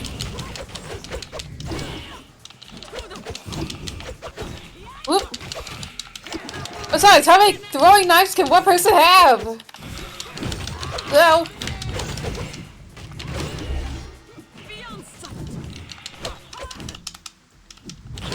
So in the IDW series, she screamed so loud I thought we actually beat her. Yeah, Oh, no, dang. Well, we didn't beat her. Ow. I'm dead. Ah, I think I'm almost dead at this rate. Yeah, Ah. So every single time they make a Turtles continuity, they'd like to change around a bunch of stuff. Ah, shit, I got. So the IDW continuity is the most interesting one to me because in that one, the Ninja Turtles are actually reincarnations of Splinter's sons from when he lived in Japan. Oh. I I see, and I can offer you blessings. Okay. I see that your father. I can perform. We don't have any of those. Yeah, it's better sometimes just not ask questions. Yep. But once you, why are you? Your foe is power. Hello? Well, Okay, so yeah, we can go with Missing Space Lady, or we can buy more from Master Splinter. That's. Yeah. And so, as far as you're concerned, you should probably buy some more extra lives. Yeah, most likely. What's economy? So the next one for me is going to be 5,000 points. Ooh. Okay, so upgrade for. the world shifts in our favor. Add max health. Add more speed. Alright, also gonna go around with that. Totally empty now, especially without Father being here. Upgrading health. Health recovery. Just can't explain. You doing? So before we leave, we should talk to April. Sometimes talking to April gives us an artifact. Oh, yeah.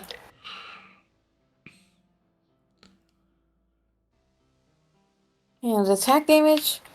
Okay, yeah, she's not active right now, so. So yeah, come on. Nope. Okay, yeah, on to the next run. Yep, next attempt.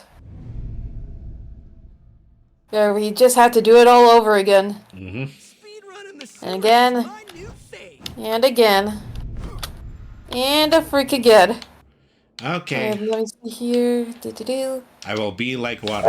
Water attacks.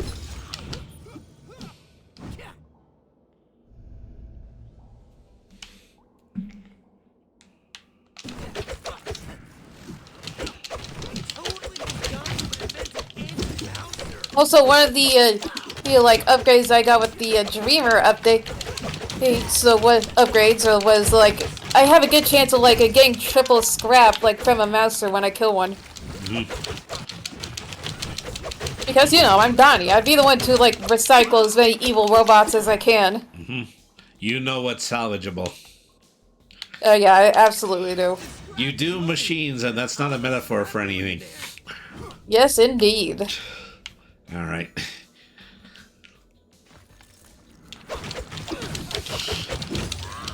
Because you better watch it, Donnie, or I'm going to tell everybody how you actually do machines.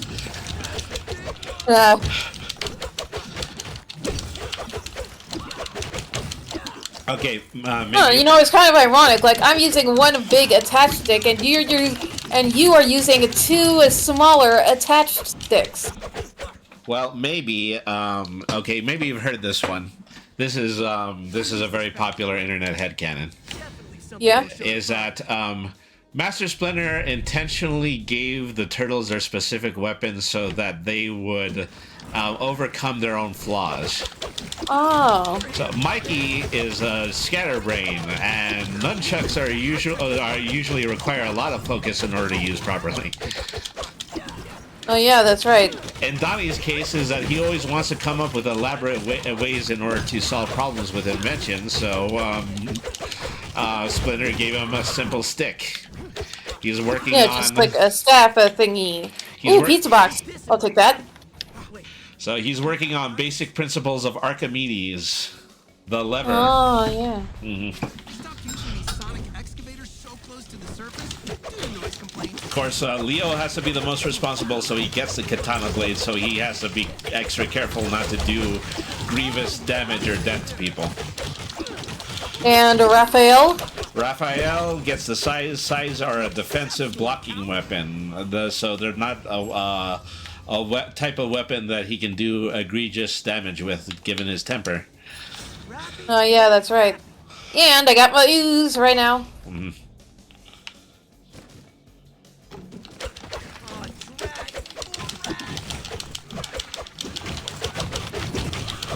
Like, I actually remember, like, some kind of screen cap for, like, a yeah, I don't know, a TMNT like a cartoon show, like where like one of the turtles says they were thinking about getting a cat, and like Master Splinter practically like pretty much alarmingly said a cat. You know, because cats. But then, of course, I know that there are also continuities where they actually do have cat. Ugh. All right, I got water dash now. Truly remarkable. All right. A non-Newtonic substance. Non-Newtonic, I tell you.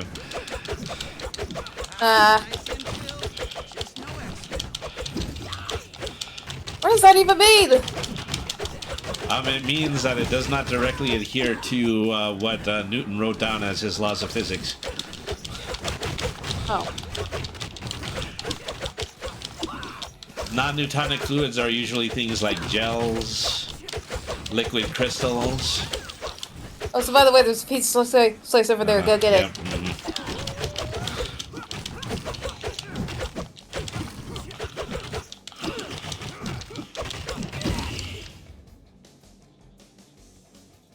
All right. Ooh, some more mastery. 30% more ooze damage, and that is going to be very useful for me. To a totally new level. Right. Let's shop till we drop. You have returned. What's the good Yes, I suppose so. Okay, pizza box increases max health. Alright, critical hit damage. More dragon coins. Special boost See here, damage. dreamer coins. And a critical hit chance. Alright. Take care, young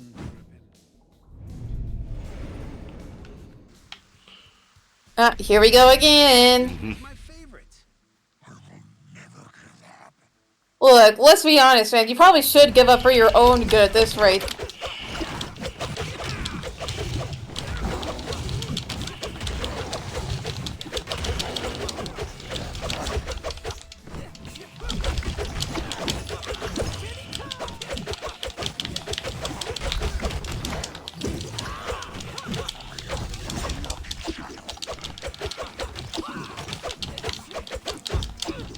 Right, we are in fact getting better.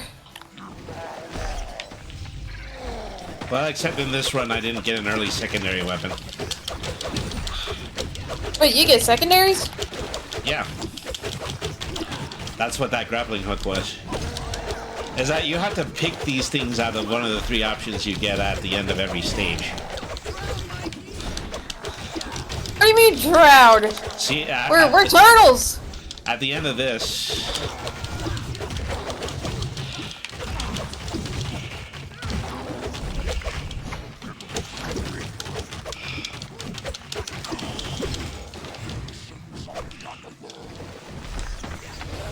Like, bro, my man, calm down. They're just rats. They're not demons. So we're getting a little too big on the underwater army of the night. Yeah. And honestly, I think he's getting a bit too overzealous. Red thread. Had me cornered.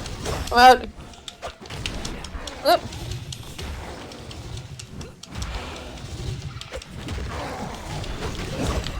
Come on, just a bit more.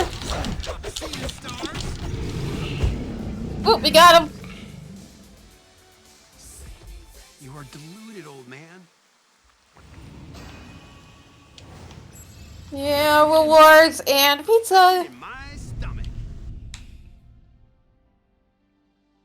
Smooth sailing from here. I hope. Yeah, you would say hope, huh? Anyway, let me see here. Say, restore I'm gonna 6 take health. Gonna take Leonardo's inspiration. Final strike triggers a master strike. All Thanks, right. Leo. Mm-hmm. Alright, let's see around here. Ah! By the way, you should always stay away from those kinds of mouses. They self-destruct. Yep. Bad mouser. No blowing up.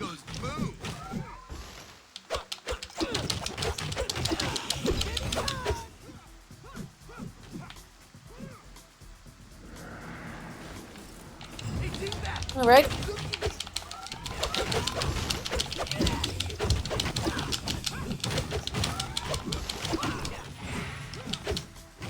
Okay, so this is the menu where you can check to possibly get a secondary weapon.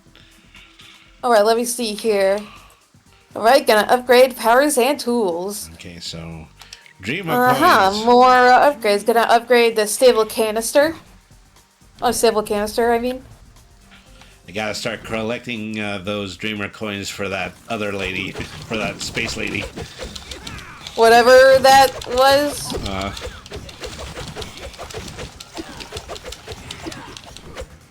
I mean, my extensive knowledge of turtle continuity gives me a few hints. But Let me see. also going to go with scrap.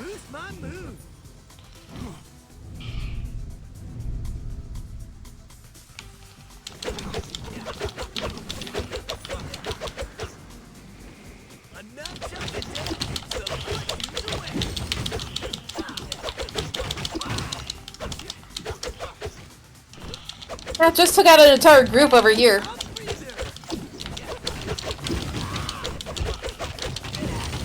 Oh, you mean a foot cleaver? That's one of them.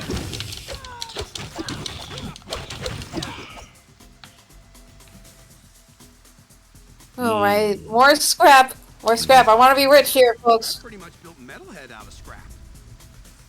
This Sea Sentinel must be a modified Vanguard unit. Good. Okay, there's the mid-boss that we didn't fight last time. I fought this guy like multiple times.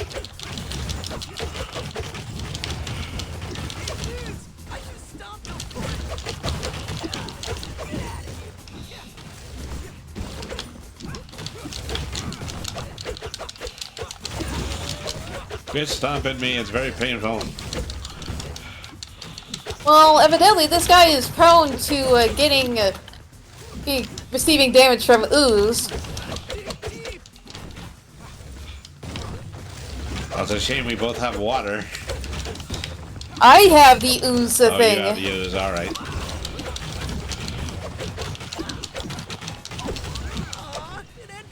We got him. But at what cost? Oh, let me see here. Turtle power. So you get the turtle line tool again. That was really useful. Let me see here. Ultron abilities. Yes, I will do that. Another parlay with the chairman.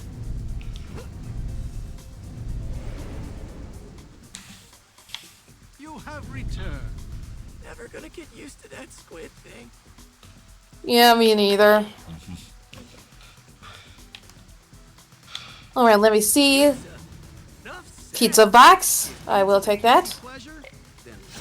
And turtle powers. Oh, let me see here. Huh, pressure nozzle. Plus 15% damage dealt to gifts of Oz. Sweet. Same artifacts? Same artifacts. Alright, then let's get moving. Alright.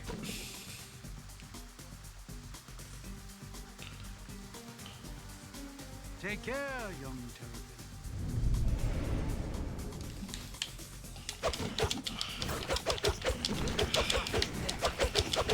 Hey, Kevin.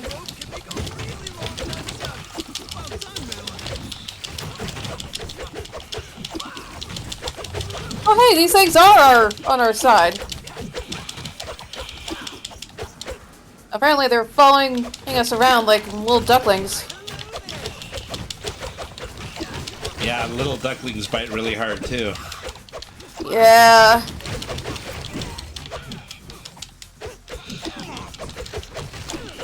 Bonk. Guy got shot behind the 18-wheeler.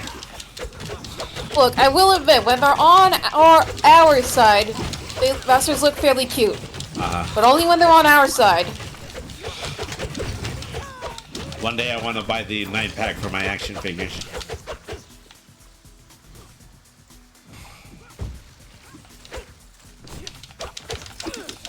Alright, there they go. My little things.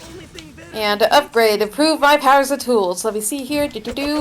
Ultron abilities, alright, special and tools will deal 30% Ultron damage.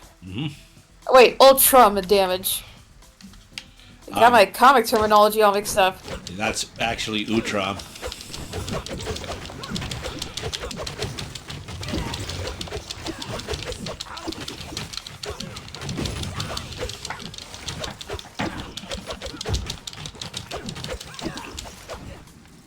Alright, come on.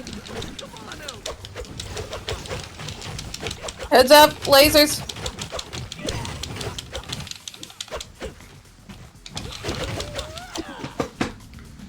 Oh god, it's another one of these sky sentry things, or sea sentries. Whatever they're called.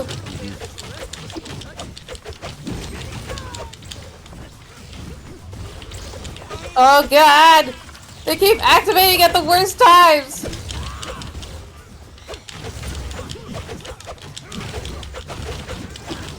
And also, yes, I can warm up to things, but only when they but only when they're on our side and not the other side.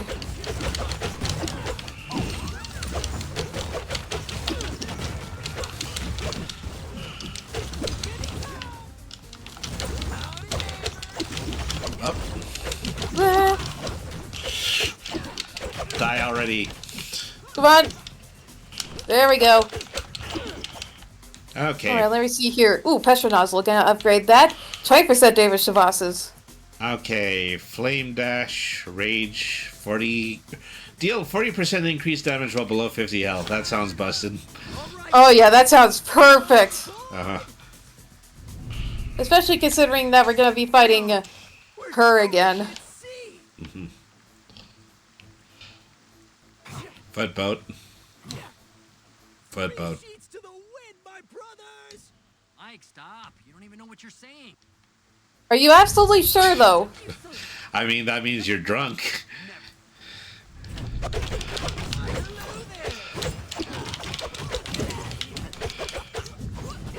Alright, I managed to poison her a bit. Uh-huh.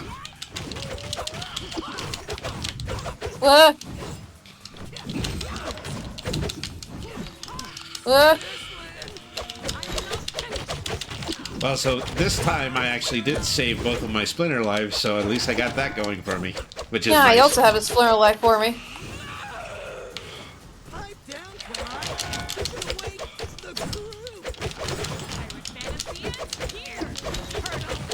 I mean, to be fair, I'm fairly sure those kinds of absolutely wretched screams would be enough to wake up demons from hell.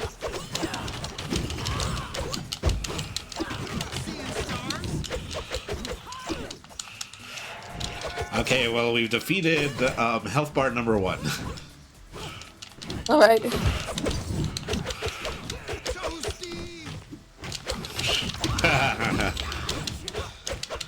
Donnie made a Mortal Kombat reference. Ah, nice one. My god, she sounds like she's in so much pain. Oh, dang.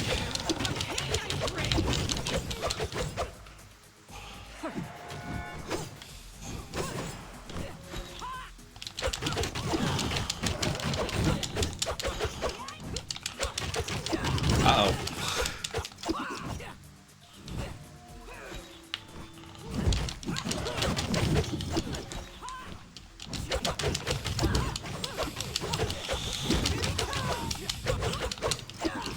Dashing keeps you from getting hit. Are we absolutely sure? I'd like to be slightly more sure.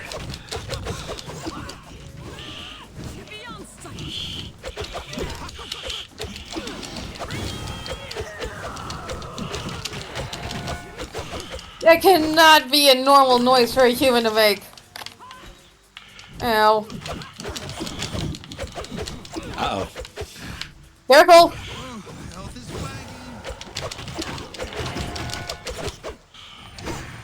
Okay, that's my second life. Yeah, so now you're really on thin ice right now. Thankfully, I managed to poison her again. Alright. Ah!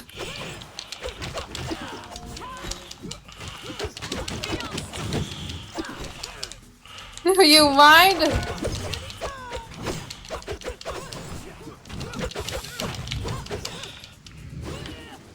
Lady, do you mind? We would really like to just progress.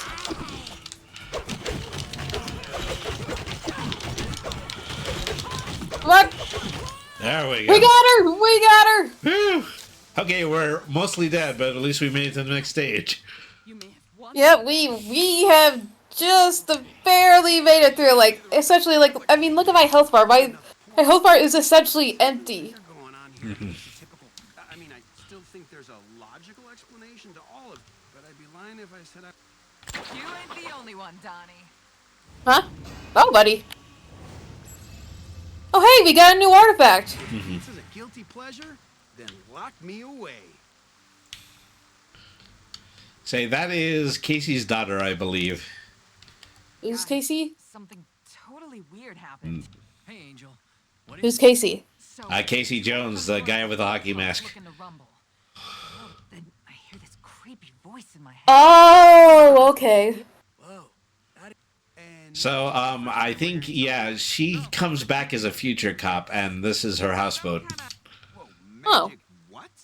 Pizza box. The voice said it's specially insulated somehow. Supposed to whatever.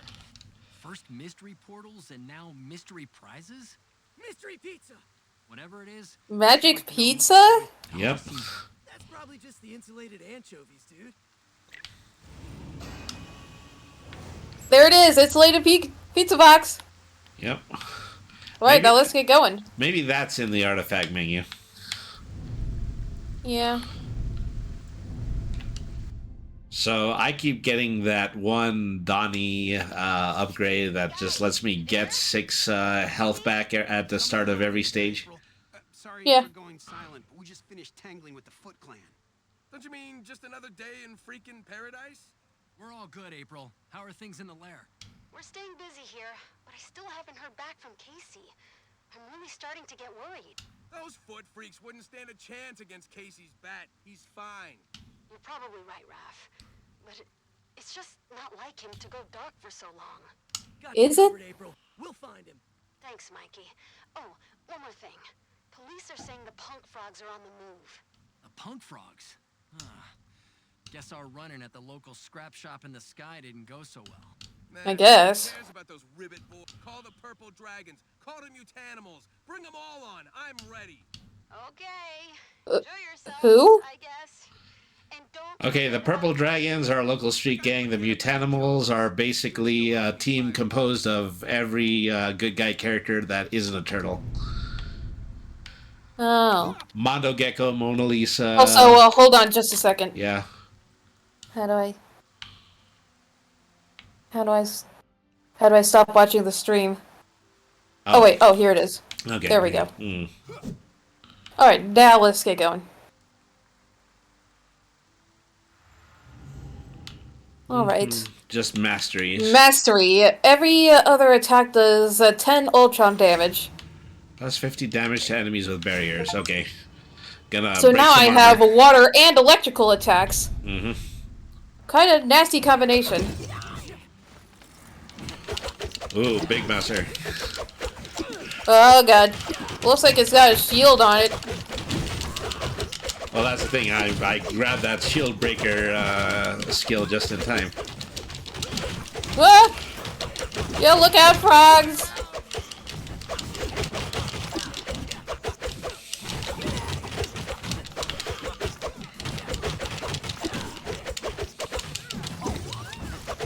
Get rid of that, but we have more company. Joy. Ah! Ah! We're getting way too close.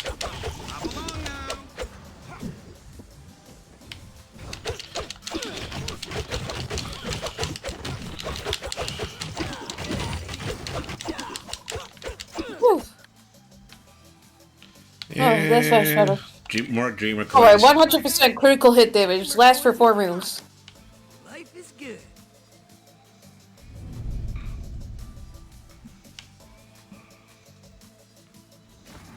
And I'm like 1 hit away from death.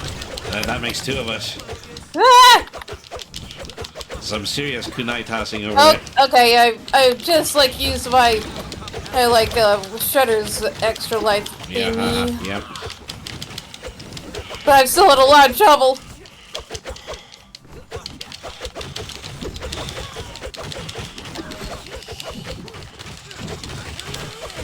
Oh my god!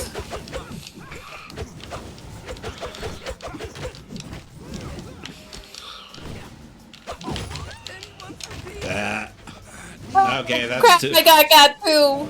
Dead.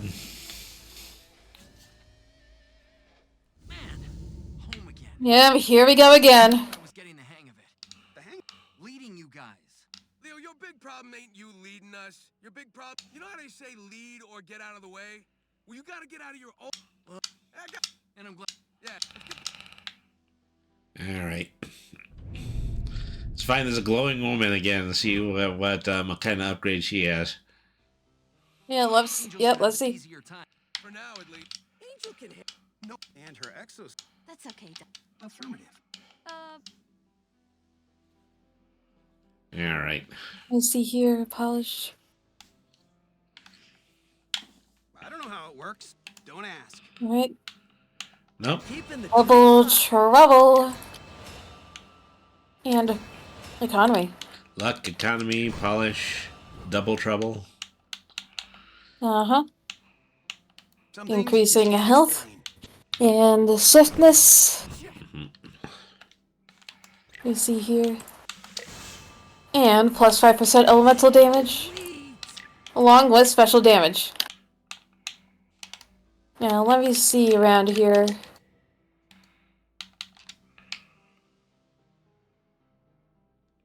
It's like a pizza box. The boost lasts for additional 2 rooms. It's granted by... Hey, oh, yeah, I could do with that. So, Foot I'm Clan equipping... Let me see. Yeah, I'm equipping the insulated pizza box. Foot Clan Medallion, plus 10% double select chance when selecting flame powers. It guarantees that your next selections will be in the flame category.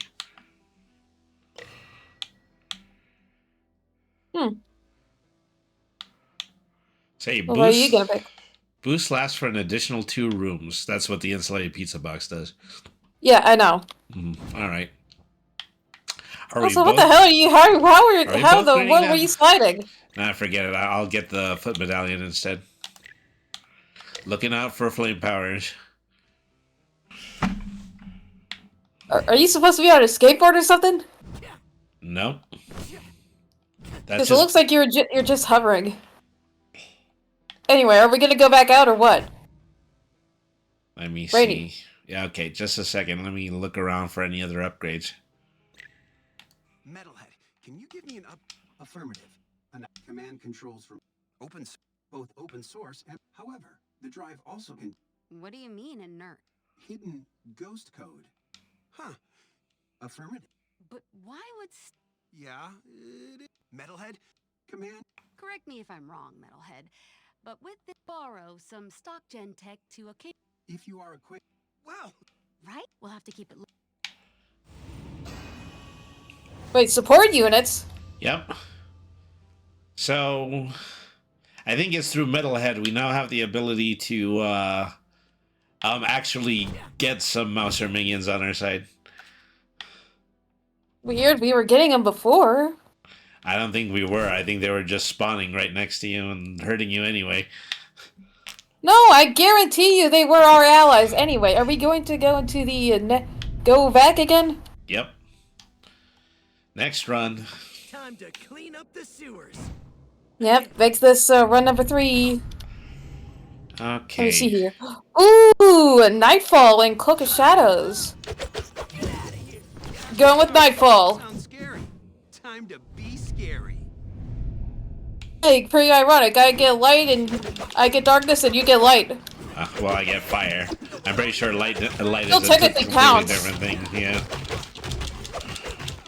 Because fire is still like light, it's just a different kind of light. It's still light. Light. Woke up like a terrapin in the middle of the night.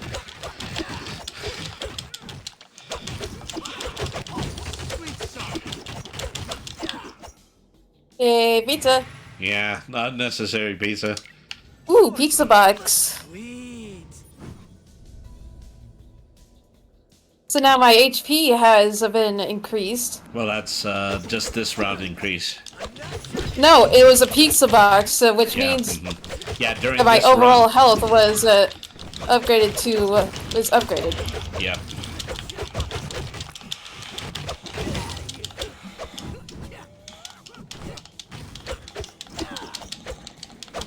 Oh, let's see here.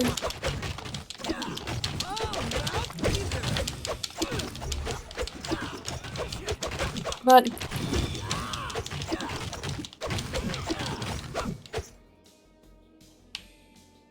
now let's see around here.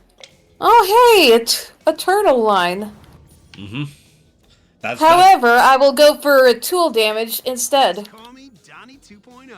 Well, you need a tool to do tool damage, so you probably should have gotten the hook first. No.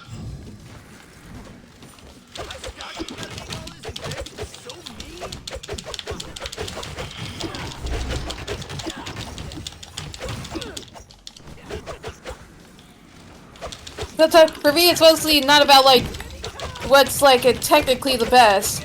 I'm talking about which one fits my aesthetic the best. Says you need to have an invention in order to boost an invention. Boost my power. Boost my move. Alright, come on. Can't we just go the other way? Ew, look at that thing.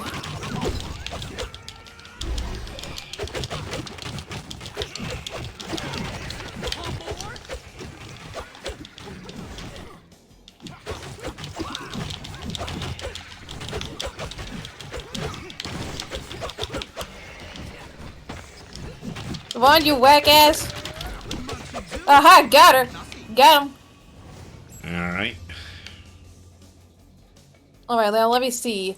Ooh, Astral. That's new. Alright, Lingering Darkness, Dark Attacks. Gonna go Dark Wait, no. I'll go with Core Collapse. This will stun nearby enemies that are suffering from darkness.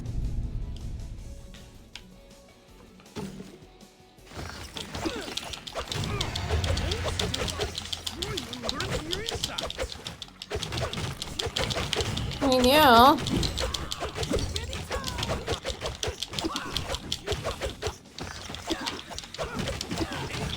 Yeah, whack out, little roads.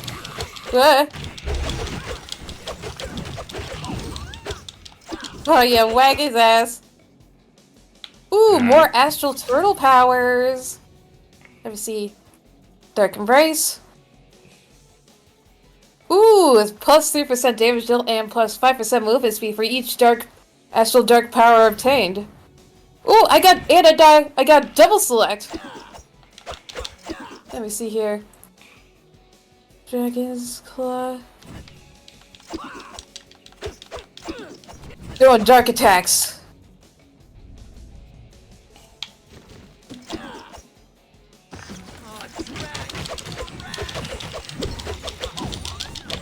Man, I am fully embracing the dark side here. Except the dark side for good, not the other kind. Yeah.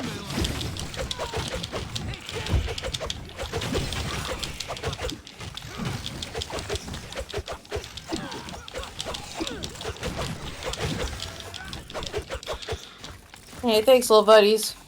Alright. Also, ooh, mastery. Ooh, 15% all damage dealt. To the chairman's house we go. Yep, let's get going. Yeet. You have returned. Yeah, that's right, I guess. Pizza with benefits. Let me see here. Pizza box, increase Rex health. All the basic food groups. Dreamer coin. Use this with that voice lady.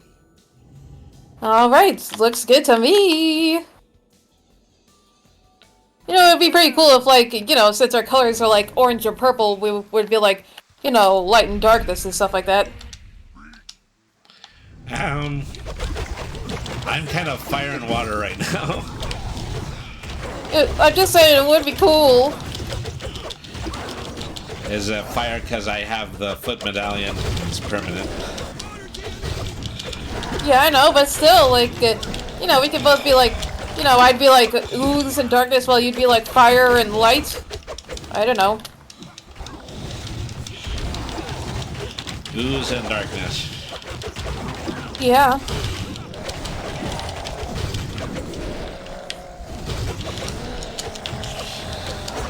Yeah, the lightning's making it hard to move.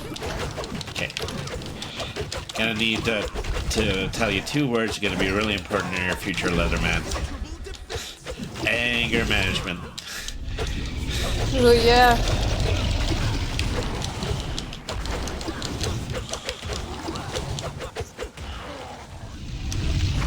Oh shit, he was launching at us that time. Uh-huh.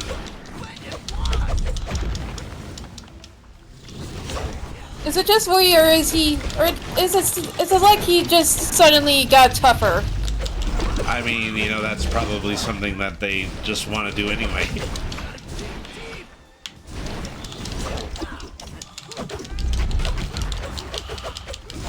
Yep. I'm not doing really good right now. Maybe it's just rushing through it. That's what the problem is. Maybe. Uh-oh. It's a lot more careful when we had next to no resources to fight them with. Come on. I almost have him. There we go. All right. Sorry for your sadness, bud. Are we absolutely sure? Covers all the basic food groups.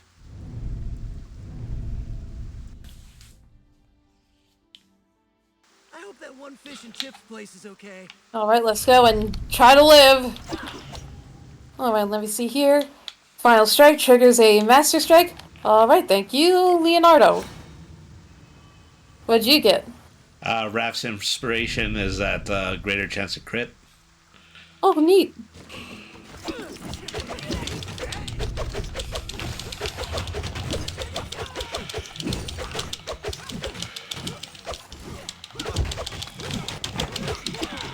Oh, we're kind of teeing off on him.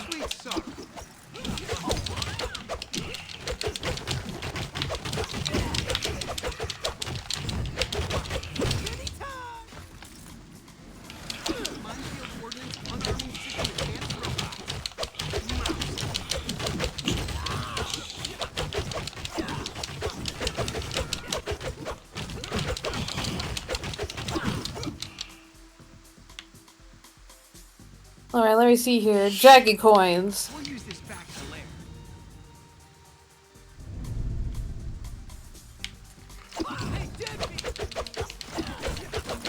Ah, crap, here we go again.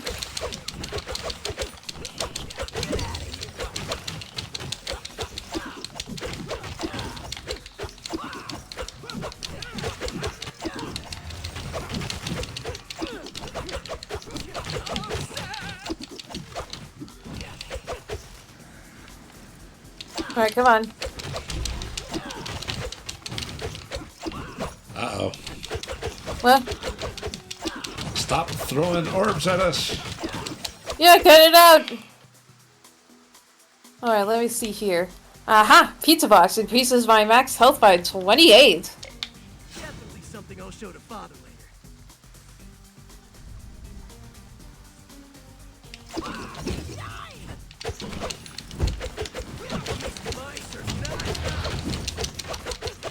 Whee!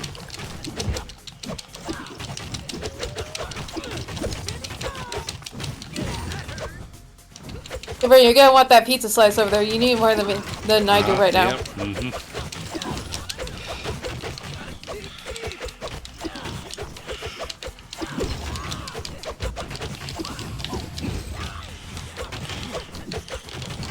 Ah!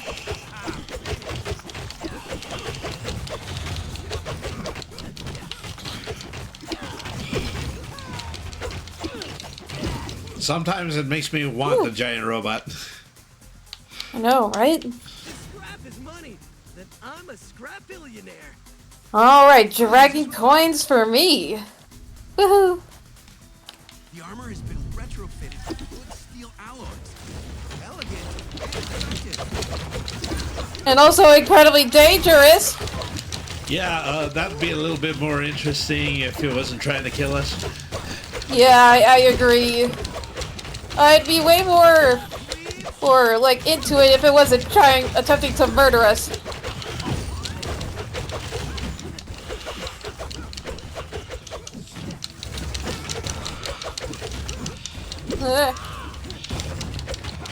Remember, kids, if it bites you and you die, it's venomous.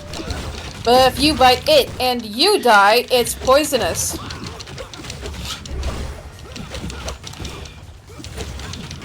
And what if you bite yourself and it dies? Then that's voodoo. Alright, tool charge. Well. Turtle powers ooze. Ooh! Special tool will apply 1 stack of ooze.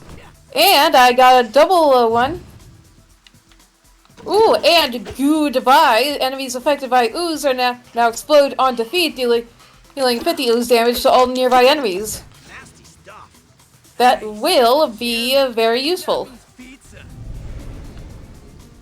That is correct, Mikey. Squiddy, my squid. Nice to see you again. Alright, let me see here. Yeah, definitely gonna need a pizza slice. And tool damage. And a dreamer coin. Alright, looks good to me. Do I want to switch? Not because that's now a choice that we have. Yep, that's now a choice. Double select and stay with power. I'm currently good with the things I have right now. Yep.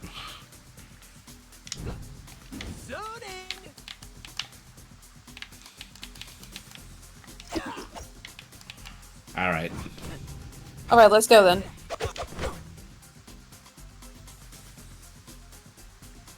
Take care, young two.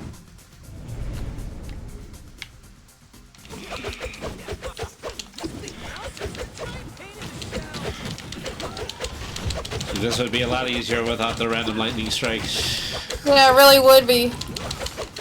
You know, like right back when we were dealing with Leatherhead.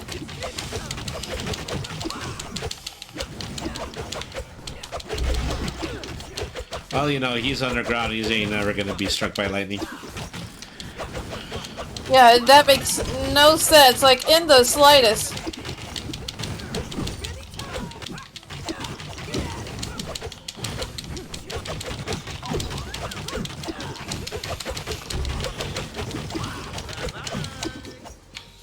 Get the hell out of my way!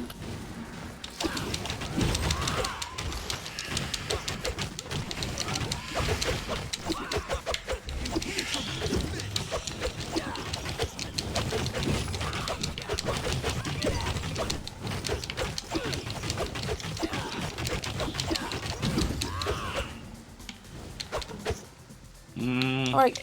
Ooh! Ooze the shurikens. Oozing with class.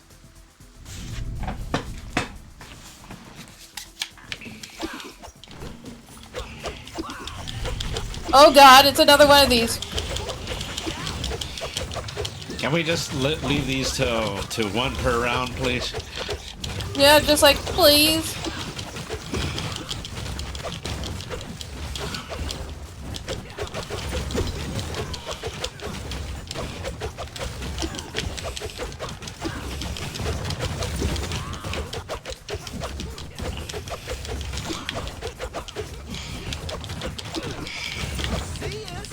Hey, there we go.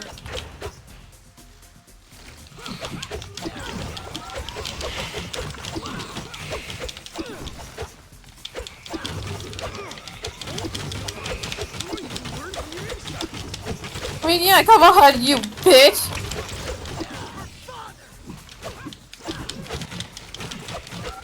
Why would you actively why won't you allow me to, lobotomize you and dismantle you while you're still alive? Anyway. Level 3 upgrade for tool. I'm going to upgrade Ooze abilities to level 2. Oh boy, here we go again. We're totally a See if we've actually got enough upgrades to stay alive after beating Karai. Yeah. Luckily for me, I've got a long distance weapon, and now that can, and also poisoner.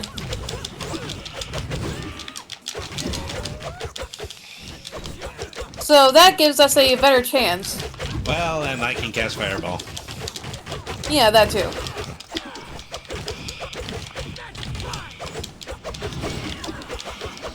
Uh-oh.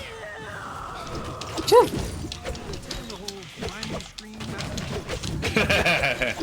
Well, I mean, yeah, she is. The game canonically lampshaded her abysmal scream. Like, yeah, like actual kind of demon whale.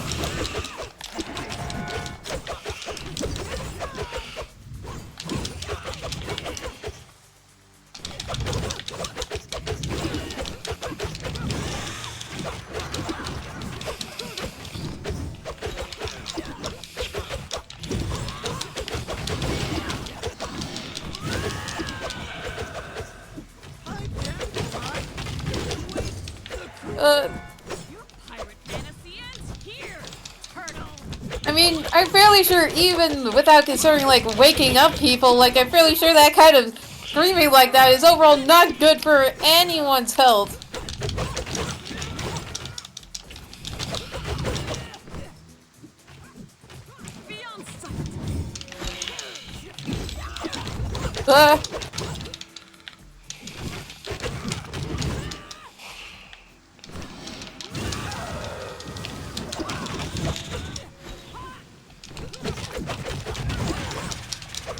Okay, that was my second.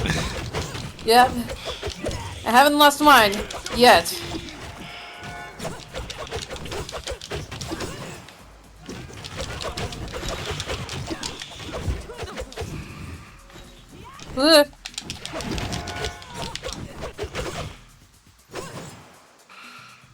Things are feeling 50%. Darn. Oh god, you got your ass beat! Okay, well, sometimes you rubber band a little bit in a, Don't worry, I think I might still be able to beat her.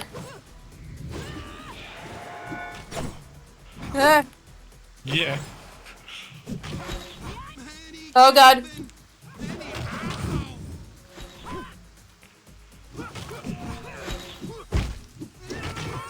Okay. I got her! While you're staying alive, I think you're going on to the next stage. I mean, I guess. No one wants Raph's head. Guys. Oh, I actually got to respawn. Oh yeah, here you go. Yay, I saved the day!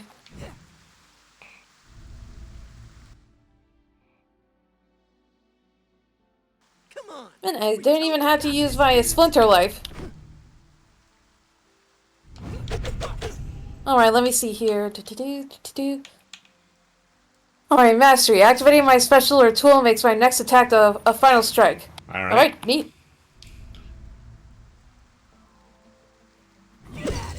Let's hope we can actually get through here.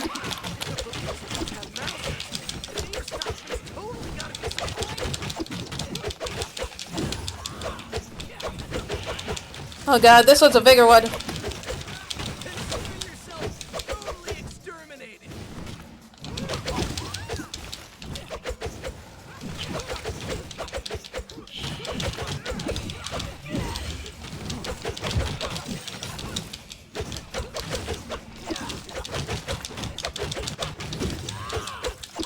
Ooh! Alright, let me see here. Aha! Elemental damage. Plus 50% elemental damage for 6 rooms. Alright. Shurikens, tool charge. Tool charges 50% faster, last 6 rooms. Well, 50 dragon points. Alright.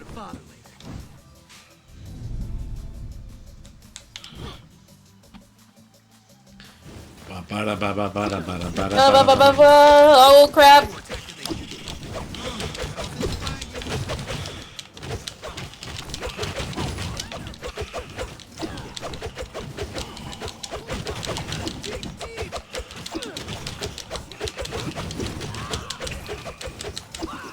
Get rid of that thing. Mm-hmm.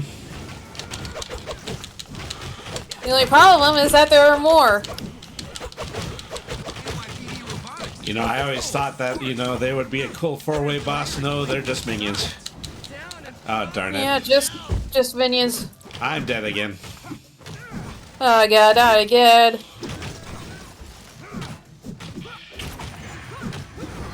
And it looks like I have used my Splinter's life. Mm-hmm. I just have to stay alive. I have to live! I have to live!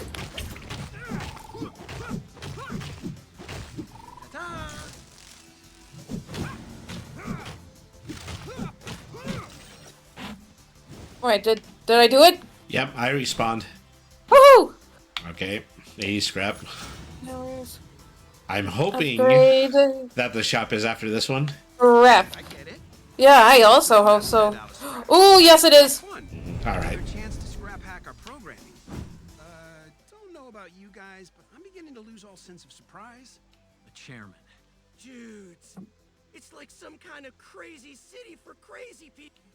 Isn't that just... Yeah, see, I was about to say that. That's just New York, but with extra steps. I mean, yeah, it's New York, but it's partially floating and upside down. That's what they're getting at. Nothing in these things. Alright, pizza slice. I will take that. Thank you. Then lock me away. Yo, a while back you were in here with that gangivitis guy. Do you know the... Well... Night, tell us what you got on the... Raph, it is... Getting off... But it's all... Yeah, the chairman doesn't... People just... Come... Whatever. Look, if the... Oh.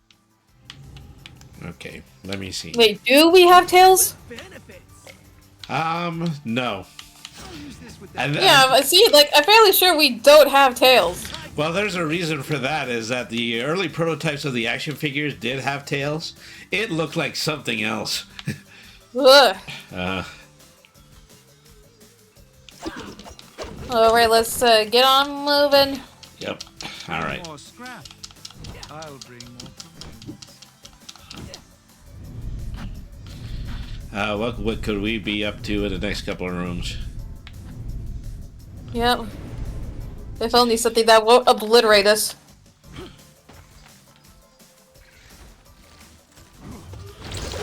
Oh, rats. Alright.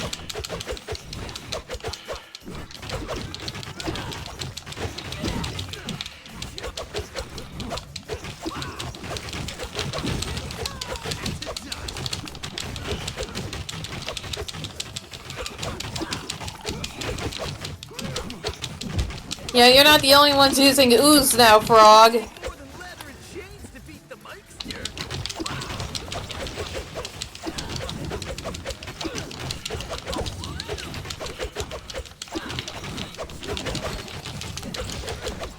Because these yellow guys have to have 2 health bars for some inexplicable reason. Yeah, some reason. Luckily, we got rid of one of them. The only bad news is that we gotta deal with the other one. This is the other 3 at this point. Pure turtle talent.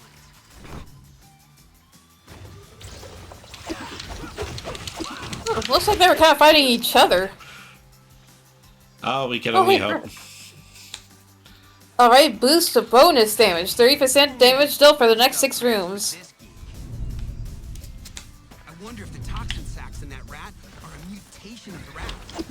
Yeah. I mean, let's be honest, it is. I mean, come on, since when would a rat ever actually have a venom sacs? The only kinds of venomous mammals are things like shrews and stuff like that, not rats. Well, you know, we gotta stop playing in the radioactive waste at some point.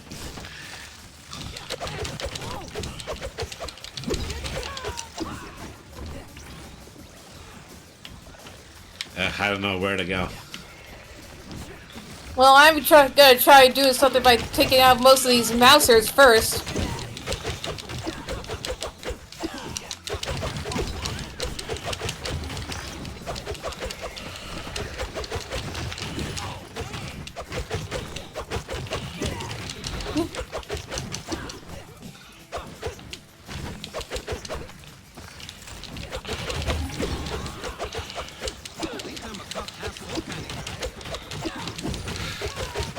Boy, those things are tough. Horrifically tough. I don't have that armor boost that I had in the last run through. Drat. Well, I was terminally acided. Acided. Well, you know what that means. I'm gonna have to try and clutch it. Yep.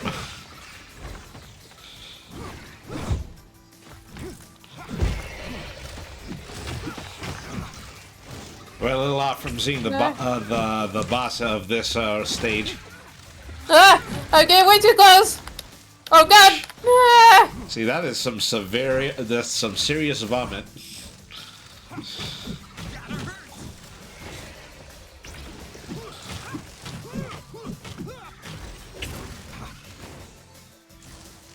Right.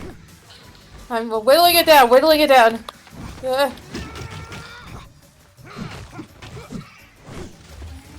Alright, I think I can clutch it. I think I can!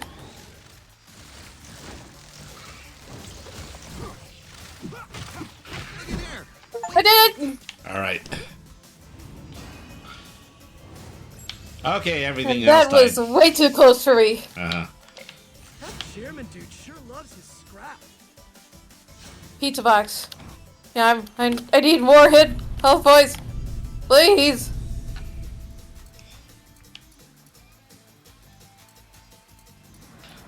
This is ominous. I'm like, what kind of hell is this?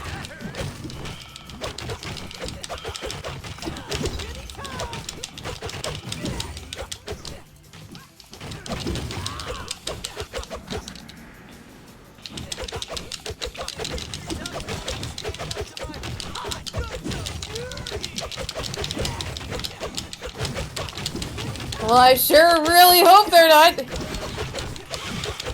Because I'm dangerously close to dying again. Yep. Oh god, and I am dead. Uh-oh. Let me see if I can just survive this one yellow guy. Yeah, try to clutch it, try to clutch it.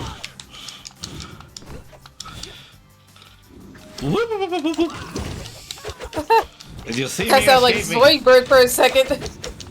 Oh, yeah, it is Zoidberg. I got it. He got it from Curly from the Three Stooges. Oh. Another watch party.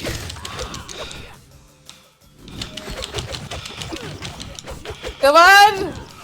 People don't, they say women usually don't like to watch the Three Stooges, but they like to watch. Marty, come on! And him! Oh, Christ. Yeah, turns out he wasn't the last one. Oh, God. Oh, no! Brady! No, live! Well, Oh! Total fail. okay. Alright, at least we can upgrade more. Mm-hmm. A dream to Polish. some, a nightmare to others.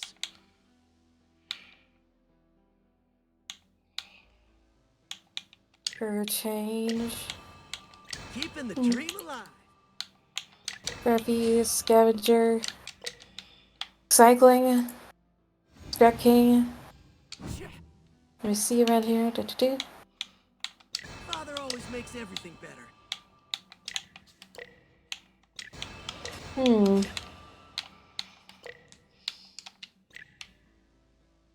Alright, I can do with that. Okay, now. Whoa, what the? Splinter's ghost? Yeah, he's astral projecting to us. He does that. There is a curious bauble on the counter nearby. Carry it with you. Amazing. That I cannot say. I will. Don't bother, Sensei. We're only gonna need one more good Alright. New artifact unlocked. Mm-hmm.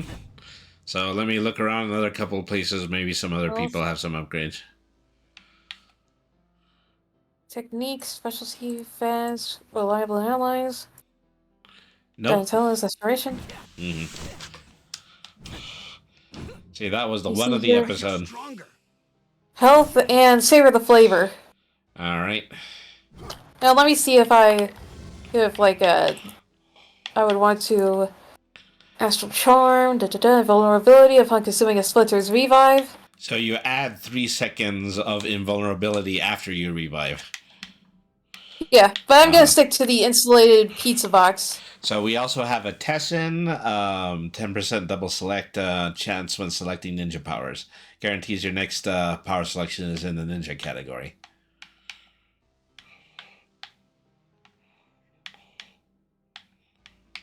Well, Well, I guess we could have. I'm still going to stay with the Foot Clan medallion. That was really useful last time. All right, let's go.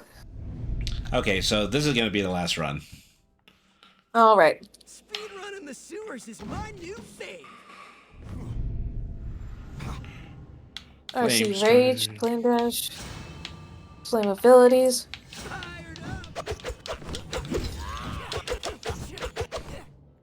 All right. Let us begin rapid oxidation.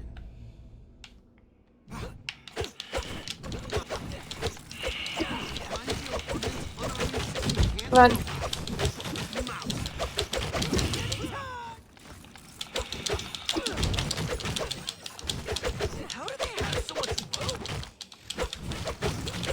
That is a good question. You know, they buy it wholesale, direct from factory. Yeah, they specifically go to Home Depot when there's like mega rope sales. Just order it from one of those great big ass hardware catalogs that you could beat somebody up with. Oh yeah, absolutely. I mean, I wouldn't be surprised if you could kill a man with one of those.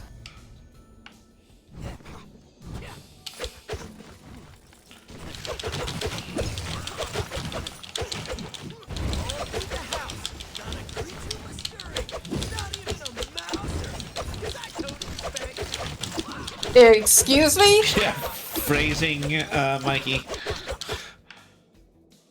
Yeah, because quite a few people would want that nowadays. Wait, do I have pockets? Okay, so Ooh, Ultron abilities, aka electrical damage. Okay. Ooh, and I get... Keep your eyes peeled for glowing crates because they usually have small upgrades in them. Exactly free of charge in more ways than one. Yeah. All right. Let's get going. Now I can move a bit faster. And my health is increased by 10%.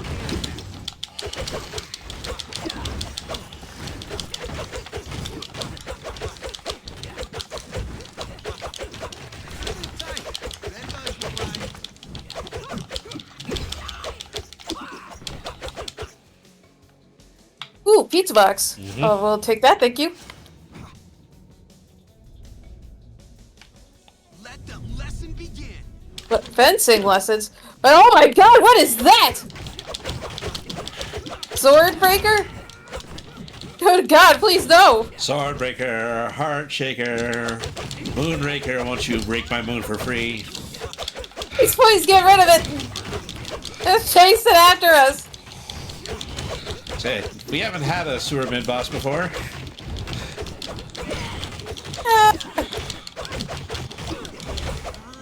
Oh, I got it!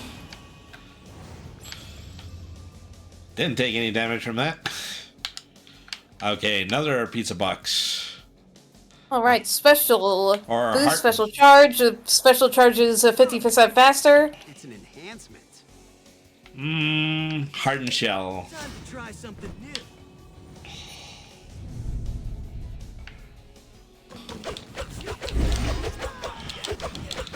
So, Yeah, let me see I got around some here. momentary shield action going. Yeah, so do I.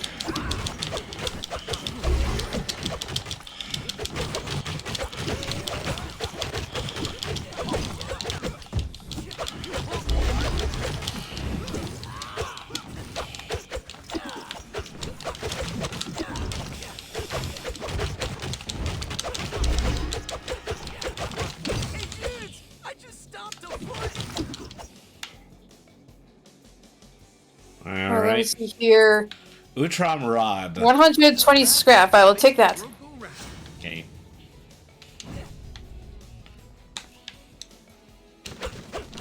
Okay, pizza, the cause of and solution to all of life's problems.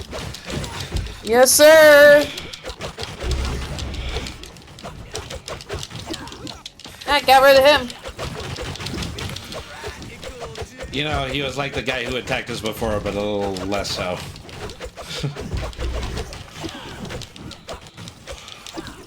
Way less aggro. Uh-huh. Or let's see here. Mastery, mastery. Plus 20% Pretty damage. plus mastery to bosses, masters, and super soldiers. Mm-hmm.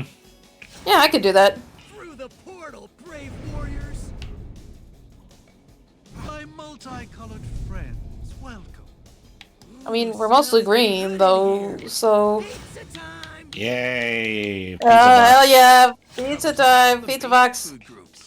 Actually, Dragon coins! using these... And elemental damage. Plus 50% elemental damage. or we're using these shop stops in order to actually get increases in health, which is a lot more useful. Yeah, way more useful.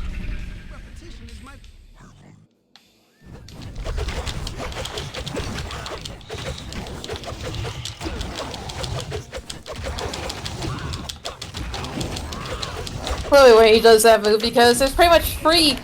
It's pretty much saying that you could go behind him and hit him for free.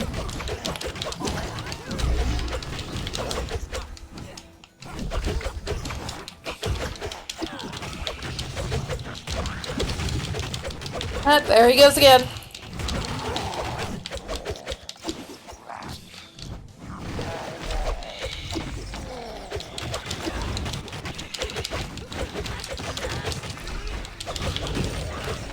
Well, thankfully, it seems like he's the one that's killing most of them. Well, you know, he's not one for subtlety. If he were the Rat King, on the other hand, we would be in some trouble, let me tell you. I mean, yeah. Come here, you little bitch. Yeah, just lay down and let me make you my new carrying purse. Ah, gee, I wanted that joke for myself.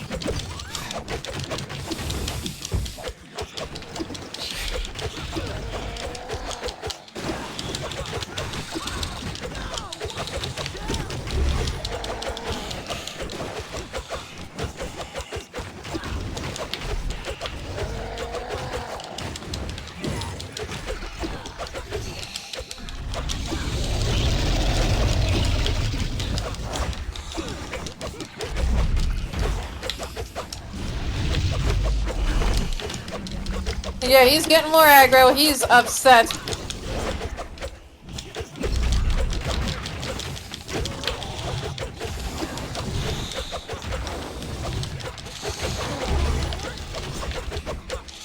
Well, let me just...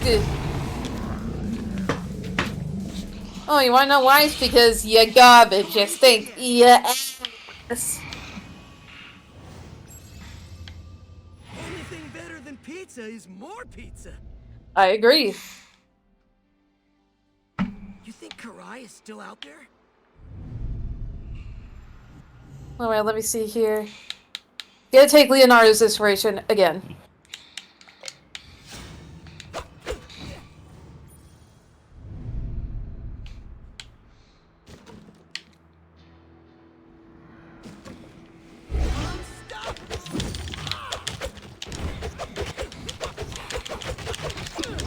You know, there's something to be said about, you know, just having a 2-second force field in the midst of all of this.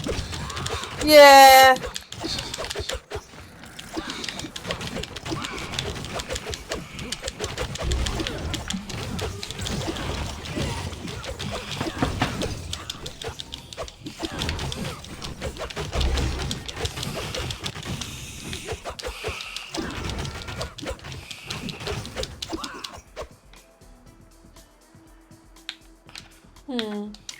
Scrappy and happy. Alright, Tool, Shuriken. Brother seems to like this, so I'll try it.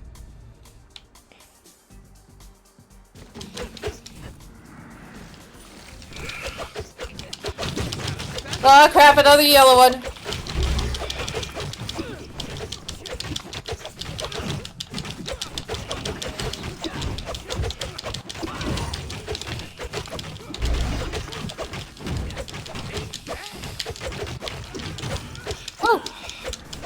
Ooh, that was close. I mean, in this section, he's a feature, and the other ones, he's a bug.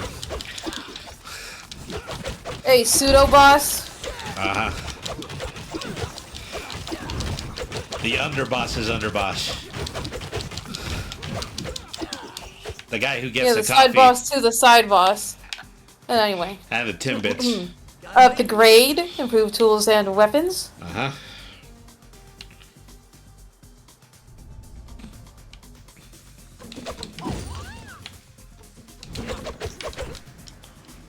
Ah, shit, here we go again.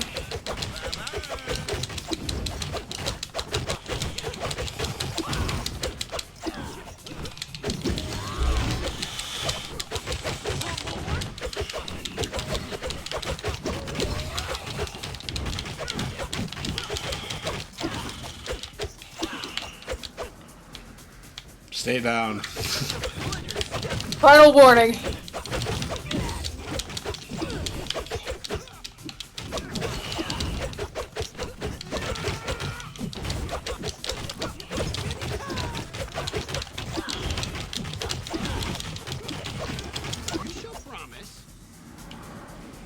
Neato.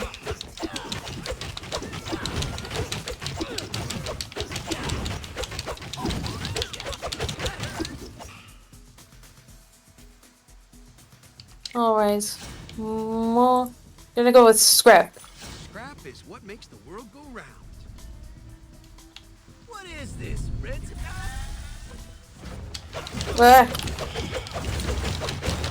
I mean, maybe? Stop. Do not resist.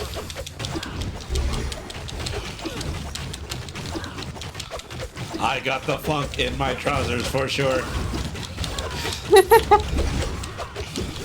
What you said, like, reminds me of, like, a Family Guy gag where he's like, I don't know, some kind of police or robot thing. And it's like, as soon as it detected Cleveland, it was like, minority detected! Minority detected! Careful, he has a gun! Let me see. Turtle powers. Well. Scrap. I get it. I pretty much built Metalhead out of scrap. My multicolored friend. Well, I mean, we're mostly green, though. Ooh! Ooh! Along with the pizza slice. Mm-hmm. Yep, turtle power. Pizza with benefits. Oh yeah, ooze abilities. Yeah, nasty stuff. Woohoo. And dragon coins. Alright. I'm ready to get going. You? Let's see.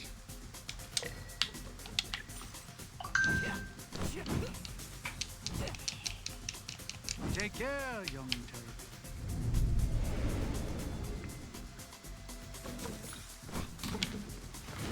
Oh god, it's a lightning storm.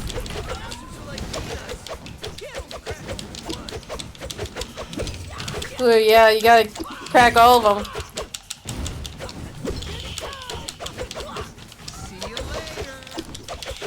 We're like, smell you later. Yeah, smell you later. Ha ha, Bart's eating cardboard. What are you eating? Drywall? Yeah, what is he eating?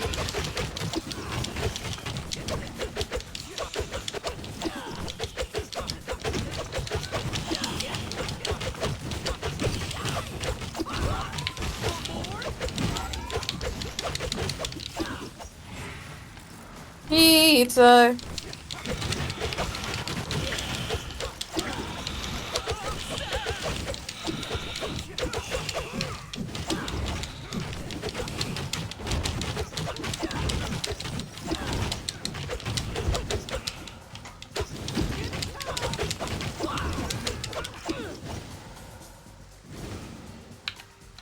Okay, all pizza right. box. Special charges 50% faster.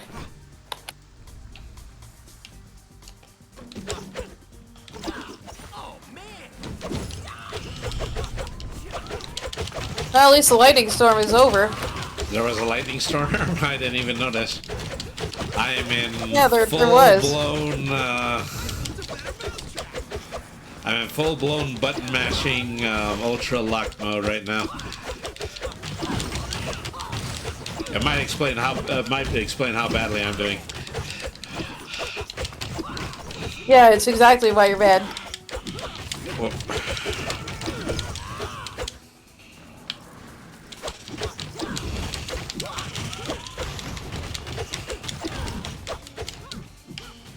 Breaking other people's machines is bizarrely satisfying. Alright, rapid fire. nothing but water. All Let me right. see. Definitely a viable solution. Time to set sail. Yo, we're totally at sea. I'm gonna be king of the pirates. We have. And you will be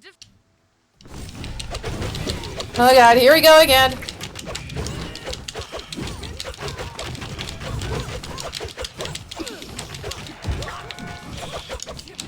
I just straight up gives me anxiety. I think that's supposed to be the point. No, I think it's more like the opposite way. It's more like, what is that thing? Is not really a human. Get it away from me. Like, euthanize it. Ugh. You see?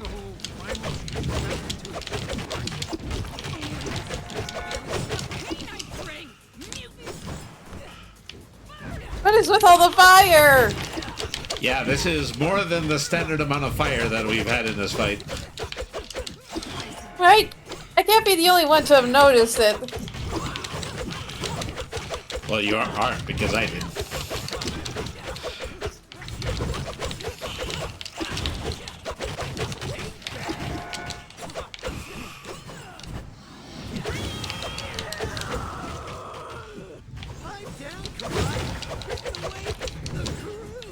Your pirate fantasy ends here,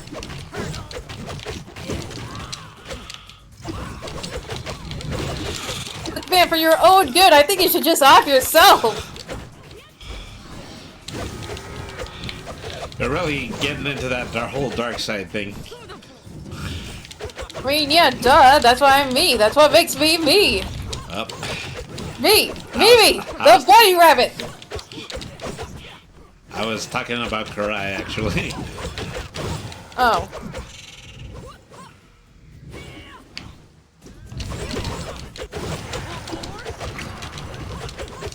Things are feeling 50%. Or negative 40%.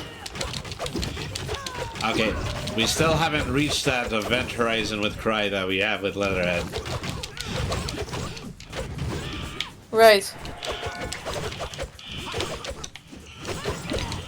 Ow, ow, ow.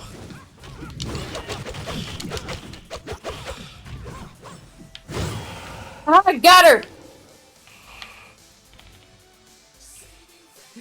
Not over. Whew, she's a toughie.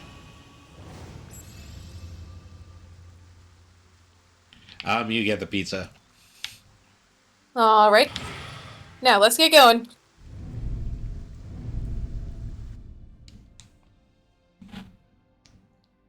Donnie's van is pretty sweet. Don't tell him I said that. All right, here we are again. It says I was standing right next to Donnie when I said it. Gotta love leveling up. All right, mastery +1 tool charges. Eat. Now I can use these throwing stars more often.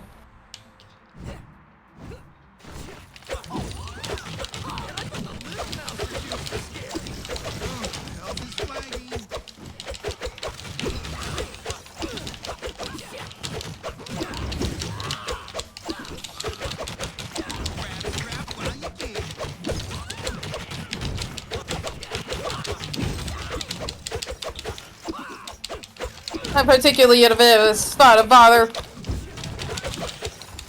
Just a spot. Yes, quite so. It appears that I am bleeding to death. Yes, quite. So all my bleeding is internal, that's where it's supposed to be. I mean, yeah, that's where it's supposed to be, so yeah, no harm in it. There's nothing wrong with that, that's where blood is meant to be.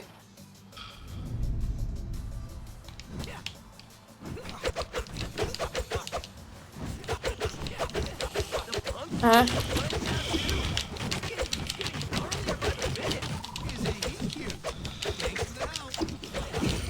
Oh, hey, we got a big one on our side. Ah, cool. Yeah, shit, check out this little dude. I keep Or this trying to big whack dude, him. actually. Yeah, I will admit, when something like this is on our side, it's cute. Right? Yep.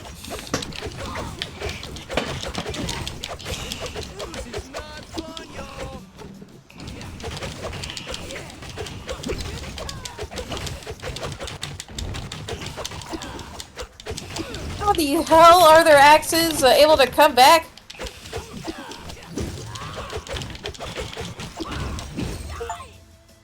Alright. Oh, sweet. Alright, 40% move speed. Bug fix. It's an enhancement. Right. Oh, perfect. Till we drop, dudes. Come one. Yeah, we're gonna need some health recovery ASAP. Chairman, how's it been? We need stat, administer stat. Yes, please, help. Benefits. Exchange rate? More like strange rate. Alright, I got everything I need. Alright. Bring more scrap. I'll bring more. Bring more scrap. I'll bring more crap. Crap.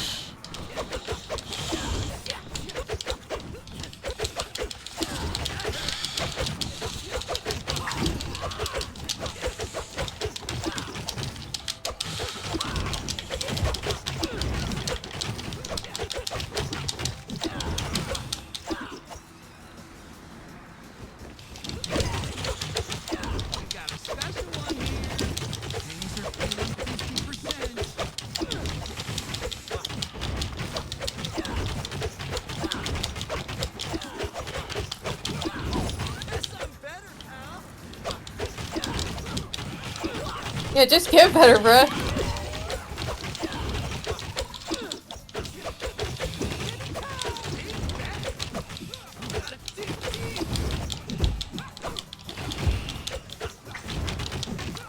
My throwing stars are better than yours. Ooh, Yeah, more ooze of turtle powers. Ah, goodbye. Oozing with class. Oh god, here we go. Only in New York City. Yeah, fairly typical.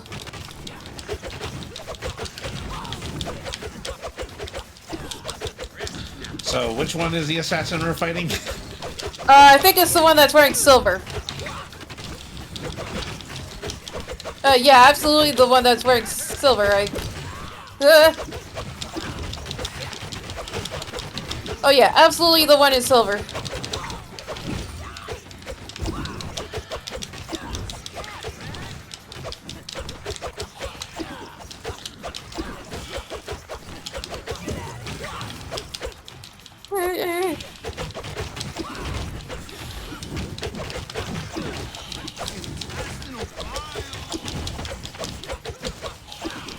Intestinal bile, dude!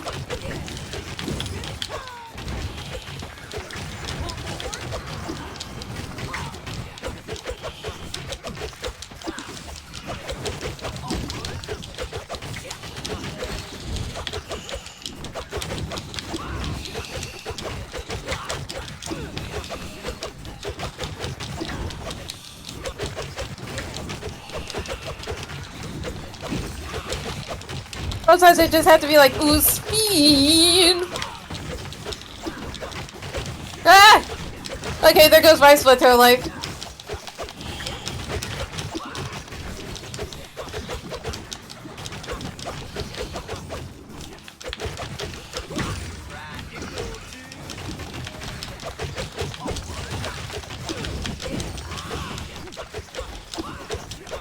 Alright, we almost have a dead. Aha! We got her dead! Yeah. Well, Ooh, that was way too close. way stronger than the one in the first stage. Enough said. Alright, 100% special charge. Mm-hmm. Or is it like special damage? I don't know, either way. Uh-oh.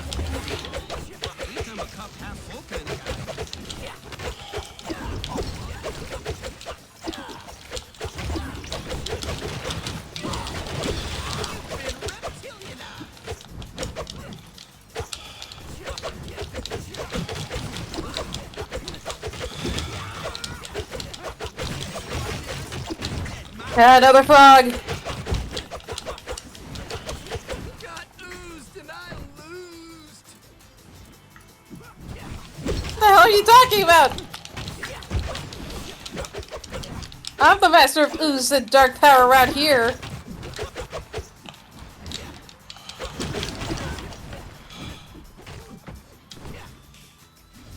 Is that our current opponent is not ungak-like. Careful, another frog in between all of these things. Uh-huh.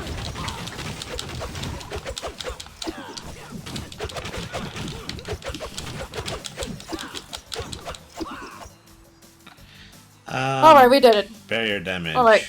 Or scrap. 120 scrap. Uh-huh. Short, but sweet. Alright, let's see around here. Hopefully we can run into the shop again soon. I think that he only appear once a world, though. Oh no. We should be closing in on the final boss. If only we could live long enough to see it.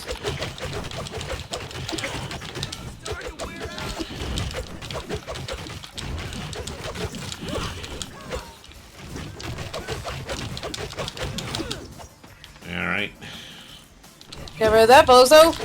But now there's way more. God help us.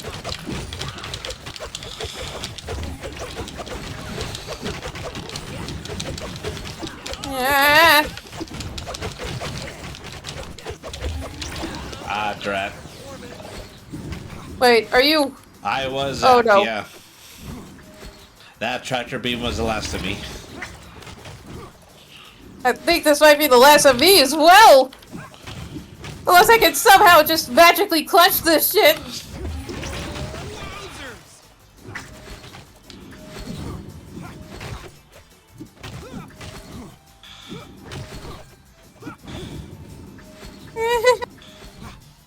Everything I can! No, I'm dead! Alright, well, that's the way the shell bounces. Dude, gnarly trip.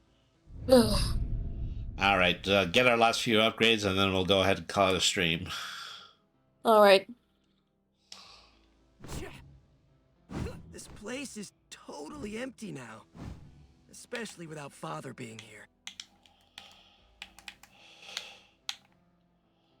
There's a lot of stuff I need to unlock for Dreamers. Yeah, so will I. So you only have like 244 right now. If you can dream it, you can redeem it. You know, it's just like Carl Sagan said. The only thing we found that makes the emptiness bearable is each other. He's right. And our family has each other to get through this. Wow, this is actually pretty wise of Donatello. Yeah, it is.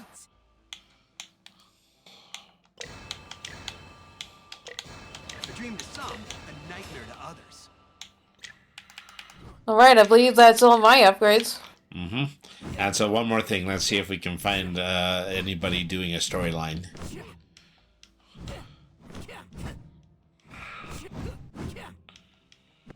Nope, doesn't look like it. Yep. I don't think April is even here. Oh, well, yeah, she's over there. Yeah, she's over there. Okie doke. Well, this concludes our broadcast day. Welcome for another. Thank you very much, everyone, for tuning in to another episode of Brenny the RPG Cat. We had some more fun looking at some tabletop books and playing some Steam games like we always do. Like we always do. Like we always do. And then we go ahead, let me see if I can find somebody to raid here. Let's see. I think I would like to pay a visit to... See, Joe Cat is online and... Stella Cosmister and Eldritch Grandpa. We're gonna go over to Eldritch Grandpa right now. They're playing Fortnite. So Truly something that makes everyone here feel more ancient than the oldest